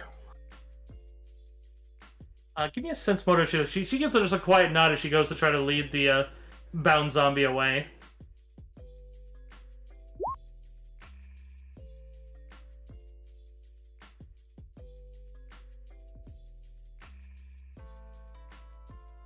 Nineteens. Do you want to do one too, Hums? Yeah, sure. I'm really good at reading people. Oh fuck! Hey! Actually, rolled well. Actually, pretty good, yeah. I had a +0. I was like, oh yeah. Yeah. Easy. All three of you guys can tell that it's like she definitely. I mean, even though she was being very pragmatic with her spells and trying to be like, I mean, it was clear she was trying to be non-lethal. If she does have any sort of, if she even has lethal spells, I guess would be the question. But that being said, it's clear she kind of looks at you. There's definitely a sort of, I don't know if craze is the right one, but sort of fractured resolve look in her eyes. But she just kind of gives like a bit of a quiet nod and kind of tugs it away. She just seems to kind of mumble something as it seems like her confidence is just very low, especially for someone that. I mean, well, What are you trying to do with that? my husband has forgotten himself. I am fixing it. That seems like you might need help. Do you know all of his memories? Don't know his memories, but sounds like it's going to take some aggressive magic. I mean, you need to like get him reincarnated or something. That depends on how long he's been undead. He's alive. He's just overcome with emotions right now. He died. And some god brought him back. I'm not certain which yet. I'm from Haven. We have a pretty, mellow view of the undead and everything like that. But that's definitely a zombie. Not undead. You see, she kind of turns and her eyes kind of look at you. He's not dead. And you start to realize why they were so after her. He doesn't have to be dead. He could be not dead pretty soon, but currently he is in a state that is not alive. He just is confused. How many of you have died and come back? Greg raises her hand. What? What? I'm from Haven. This shit happens. I got I'm a close. kobold from Haven. You know any idea of how much resurrection goes on in those fucking mines? Like, Big Sis will not allow us to stay dead for long, but we die a lot. Sounds like you wanted to say something, Koala? I'll say it. I've been close, but have been around dead before. Also, I'm gonna. I was going to say the best way to start resolving the problem is to accept that you have a problem. If you keep denying it, then you are going to go down the wrong path in how to resolve this. Understand that he is no longer with us right now, but you can get him back. Give me a diplomacy first. Oh, go ahead, Dev. Can I add? Yeah, I was gonna say, if we go to the Pharasman Temple, we can probably procure a resurrection. Yes, there are many avenues we can pursue here. You don't have to give up hope. But you have to understand what the problem is before you solve the problem. I'd say the other two, if you guys want to give me one too. I'll treat it on the highest roll and then treat the other two that beat a 10 as Thanks, Dev. 8. Dev just fucking crushing it. This is my jam. Dev is the charm. I am the the intimidation. Yeah, which there's a point where she kind of looks at you and seems like she's about to say no at first until you just see that same kind of schism in her eyes as she just kind of sinks to her knees, and you can tell that the whatever arcane chaining she used, it seems to be a mixture of metal and plants, because she seems to have a very big affinity for plants, but you can tell as Stormy? Stormy! And thank you for the headbats. Oh, and the hydrate. Thank you, Nikki. I didn't see that. I will open another hydrate. But she kind of sinks to her knees, and even though the thing is bound and can't actually hurt her, you do see as it kind of leans down as if it thinks it's clear. Yeah, there's no, that is just a zombie. But she just starts kind of rambling a bit, and she's just when the energy came out, I was preparing for his funeral, and then he was suddenly back, and I can't see him like this. Understand? Not alone. There's a lot of people dealing with this right now. How long ago did he die? She would point out that he died about 2 days before the pulse. The first pulse, since there've been a couple now. Okay, so he hasn't been dead long. Do you have anything from... Because this is the tricky part. Do you have anything from after he died, like some hair or something like that, but before he raised? Yeah, she kind of swallows and nods. Okay, so then they could probably... I don't know if it works while he's still a zombie, but if you have something from the corpse before it became a zombie, they should be able to reincarnate him. I mean, you would know just from experience too that if they also just put the zombie down, then the zombie's body still functions for it. Well, yeah, there's that too. You just would have to, probably with how she's behaving, treat it with some decorum, because she's clearly heartbroken. We'll make her leave the room during that. Yeah. Boom. Yeah. It's like you don't want to look. Buckshot to the chest. It's a helpless zombie. You could put a spike through the back of its skull. You don't have to blow its head off. I know. But the first thought that comes to mind is always the worst, you know? Yeah, we need the head attached to the body to make this simpler. That is true. I was genuinely thinking make it even simpler, snap the neck, and then so whenever it heals back up into normal, the neck should heal back up into normal as well.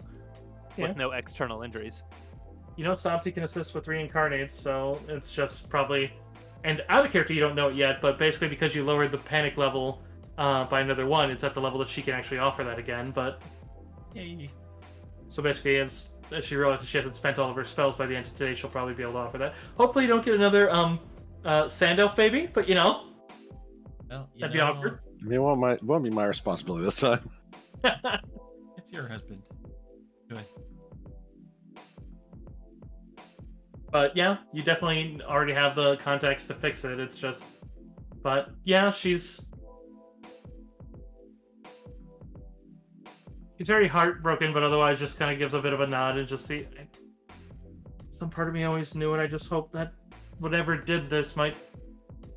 I knew there were other things, and I saw there are other types of undead running around, and I thought there are plenty of good undead in the world. I thought maybe he would see the light, and or whatever did it would empower him. And Fortunately, Fertilize- zombies are not very. you were gonna make a deal with whoever did this? People in distress make decisions that necessarily aren't always the best. I wouldn't judge her too harshly.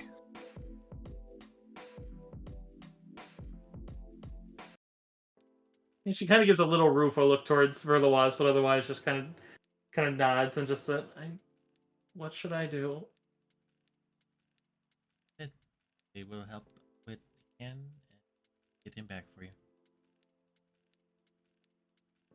Yeah, to which she'd offer the chain to you, and otherwise, although you would have to backtrack and you'd have to face another potential encounter if you take it. Otherwise, you may want to try to convince her to go back with it. Or keep in mind, you do also know that you could try to call out for or send Verloise to look for Heshisharu, since you know she's on patrol. Yeah. I mean, technically, she didn't need the entire body, so she could just go back with a piece, but yeah. Yeah, you could put it down if you want to convince her to just step away and put it down, and then give her a piece. It might be the simplest. It's. I mean, I'll tell you right now, out of character, it's what the book expects you to do, because it's basically it's not reasonable for her to be walking around with a zombie. It's like if something No. breaks the enchant or a dispel hits her, and she's not looking, the zombie could get a free coup de grace on her. Yeah. Yeah. So, make this safe. You said you have. Just needed to bring a piece. Rest from there. Unsafe to be going around like this. If someone gets a drop on you and knocks you out or something, anything can happen. Yeah, Plus, she's we just, literally just saved a girl from Estevox that were going around just eating a zombie, so. yeah, and Esabak could easily, if it merely threatened her, it sounds like it would trigger an Esabak to come right now. But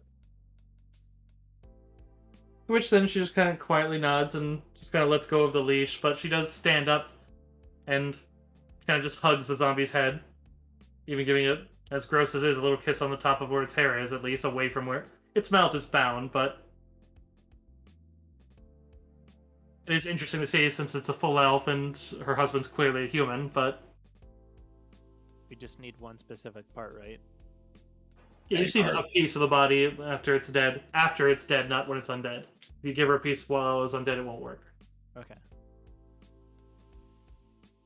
But yeah, she simply just points out that as long as you hold the lead of the chain, then it's helpless against anything you do. Yeah, you get that Kopesh, you could just. Yep. That's the plan. Be very wary with the Kopesh. Positive energy incinerates the body if it dies to that. If you Oh, kill it with shit. the Kopesh, it'll incinerate the body and there will be nothing Oh, left. never mind that then. So not the Kopesh. Positive energy is very good for eradicating undead. If they die to the energy, then they incinerate. I have my normal Kopesh. I can just use that. Yeah. We're just coup de grace it. It really doesn't matter. Yeah. right? Yeah. What, are you going to pull her away? Pull her away and not let her Yeah. look. Dev, you're the good diplomacy, and you're also good looking. You do that. I'll All deal right. with this. Oh, look. You manage to pull her away from direct line of sight as you just kind of keep her attention and she just kind of sobs quietly. Yeah. I'll essentially just do like one swift motion, put it through the back, straight through where the heart should be. You can coup de grace on, and like a normal zombie, it only has 12 hit points, so an automatic crit, even with baseline strength from a Kopesh, will certainly kill it. Yep. That's the plan. Hmm. Do I actually have to roll that hit? Nope, coup de grace is an automatic hit and an automatic crit. Cool. And it does max damage based on the die that you roll plus your strength. So with the Kopesh, I believe it's the D8. So We have that'd be 8 plus your strength and then doubled. So they only have 12 hit points on the show, a negative guaranteed Nope. kill. No, 8+1 because that's my strength modifier. So easily done. And then As it just drops to its knees, still bound. what I'll do is I'll go to its hands, and I want to find whichever hand. Does it have a marriage band on, like a ring? He was preparing it for funeral, so I imagine, yeah, probably would have had something on it. I mean, they would remove it before they buried it, but I just want to remove its ring finger, the one that has the ring on it, as a sort of symbology sort of thing. I don't know. And then I'm gonna wrap it up in some spirit cloth that I have, so she doesn't have to know what is in it. yeah, you probably could tell her not to look at it. Yeah. But I'll essentially wrap it up all nice. And then I'll put like the wedding band back over top to like bind the wrappings together. Well, that So makes it- sense, yeah. Mhm. Yeah, which there's probably a bit of a choking sob as she sees it as you bring it over to her, but otherwise, even without opening it, but Mhm.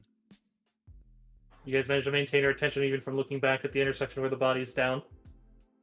I'm gonna ask if Grieric, you think you can at least move this away, like move the body somewhere else? No, Grieric will try and find some place like not just to dump it somewhere, but like find some place that we can put it that it can be like properly dealt with later, but not. Yeah, Even, so- They've been disposing of dead, and basically, I mean, it's not great for when there's an undead pulse because then zombies tend to they love hordes, but and then at the same point though, it's best to keep the undead from spreading out too because then if there's a pulse, they would surround you. But so the alleys probably have disposal people checking every so often. Yeah. So I'd imagine you could probably put it in an alley and just cover it. put in an alley and just. I don't know if it would really work or not, but like just in case another pulse goes out and so it doesn't reanimate. Break its legs or something. Well, I'm just gonna take its head off. That makes sense. You could sever the head from the spine and then That way it can't reanimate. Period. good call. I just wanted that if, like, for some reason she did peek over, she didn't see me decapitating her husband in the street. Yeah, But right. you know, No, and you guys are being very, very pragmatic, and it actually gives points for that in a way. So you just won't see it right now because right now she's just bereft with grief and just before even much of a goodbye or anything. You do find out her name, as she just simply that her name is Sehosep, and her husband was Bentu. Otherwise, her last name is Nun. So, I give you. I will say Bentu loves you very much as you love him, and that power, that strength of your love will help him come back to you. So hold on to that and do not give up hope. Just tell Sabti that the Indigo Mongoose asked her to take care of this for them in case there's like any charge or anything that needs to be dealt with. Yeah, she nods. Otherwise, doesn't. She does leave a little briskly. Out of character, understand. You'll hear from her again, but she's in no state to really talk about it right now. Yeah, no, Just not- kind of- just have a nice little social conversation about your dead husband. Right. Although you do spot probably there's a moment that you guys worry if she's gonna make it back all right, but you'd see as she looks up to one of the alleyways, and then you'd hear some moans of death as she suddenly fires an acid arrow down one. Like it seems like she's at just this now undead are going to probably die very quickly at her hands since she's in a. But you guys, since you managed to disperse the mob, that reduced the panic level by 1, and since you did it with no actual violence, that also brings it down by another 1. So your 14 goes down to a 12. You guys are very quickly taking care of things now. Those guys, it's just like they're gone and they're like snap unconscious and wake up. They're like, "What the fuck?" Just gonna put the shotgun back in the hammer sack for now. Yeah, I'm glad you resolved it because if they kept trying to like rile up, I was literally gonna cast Burning Hands like Oof. over. Oh no, not on them, over their heads. Okay. We don't need extra corpses. Just keep- Yeah, no, not on them, not on them. I wasn't going to incinerate them yet. I was just going to show them that I could if I wanted to. Looking at it is almost 11. Yep, I was actually going to call it here. So we'll be progressing to the courthouse the next session. I hope you guys had fun. Good job today. You guys are really handling shit. Yeah. When we're handling. paying attention, on top of things, we go hard. You know, we're- What was that, Deckle? I was just gonna say we're experts at giant citywide crises by now. Right. That's fair. For sake of what you would hear in an approach to the court, for the sake of, but, haha, Hobbs. For the sake of the court, you guys hear some of the people and even some of the mob who's actually like watched that you just dealt with would be able to tell you that what's going on in the court. Because if you do it in sorted, they can assist you, and you obviously handled the issue, and they're actually most of the mob's actually quite happy with it. But in any case, the rest of them would be telling you that they know that there's some risen old judge who was particularly vicious, who has forced his way into the court and is able to basically extend his will to some of the lesser undead, but people are being drugged there to basically face him and his bailiffs. No, Seems is that it he's- a Halloween event again. Oh Well, no. that was an execution. That was a falsely executed executioner. This is the judge. We're just going through the entire legal system. This is the judge and his bailiffs, and apparently some lesser undead in the area. So you'll have the opportunity to see how you want to go about it. Obviously, most civilians are staying the fuck away from any seemingly undead, mindless ones. I mean, seemingly intelligent, mindless undead. Because they are, instead of killing anyone or eating them, they seem to be dragging them back to him. And very few people are managing to escape.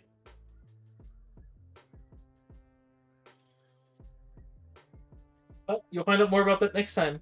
So, good job, chat. I hope you guys enjoyed yourselves. Stormy, you're wonderful again. Yeah.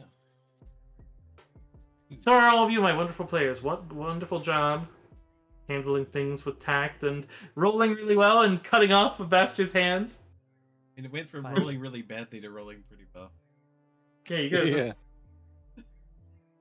We needed time to warm up, apparently. Haha, because you're a fire guy. What? No, I wasn't making a joke. That's weird. Why would I make a joke? Yeah, because you didn't make hand jokes all the time. No, I would never do something like that. Clap. All right. Jokes on you. I'm into that shit. What? Sorry? I feel like this is how we end every stream. Yeah, probably. I forgot to turn on my stream avatars for this. I knew What? it. I literally thought about it too. Oh. All right. You Next also, time, guys. I haven't want to mention it, but you also have the Party Too Hard overlay still on. Do I?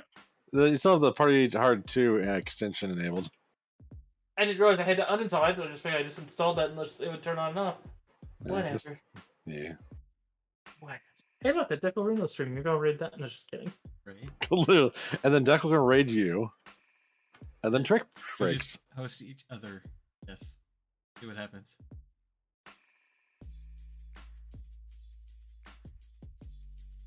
That kind of hunky demon guy is playing Osu again. Maybe go there.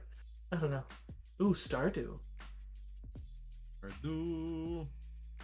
All right, we're gonna go over to Stardew, guys. But otherwise, hope you have a wonderful weekend. I don't think my normal Sunday game is happening until we find like a set day for it. I don't know, but I'll find out. I'll try to let you guys know beforehand if it does. Koala, you're wonderful. Nikki, you're lovely. Deckle, you're beautiful, and I love you. Ooh, stay beautiful, everyone.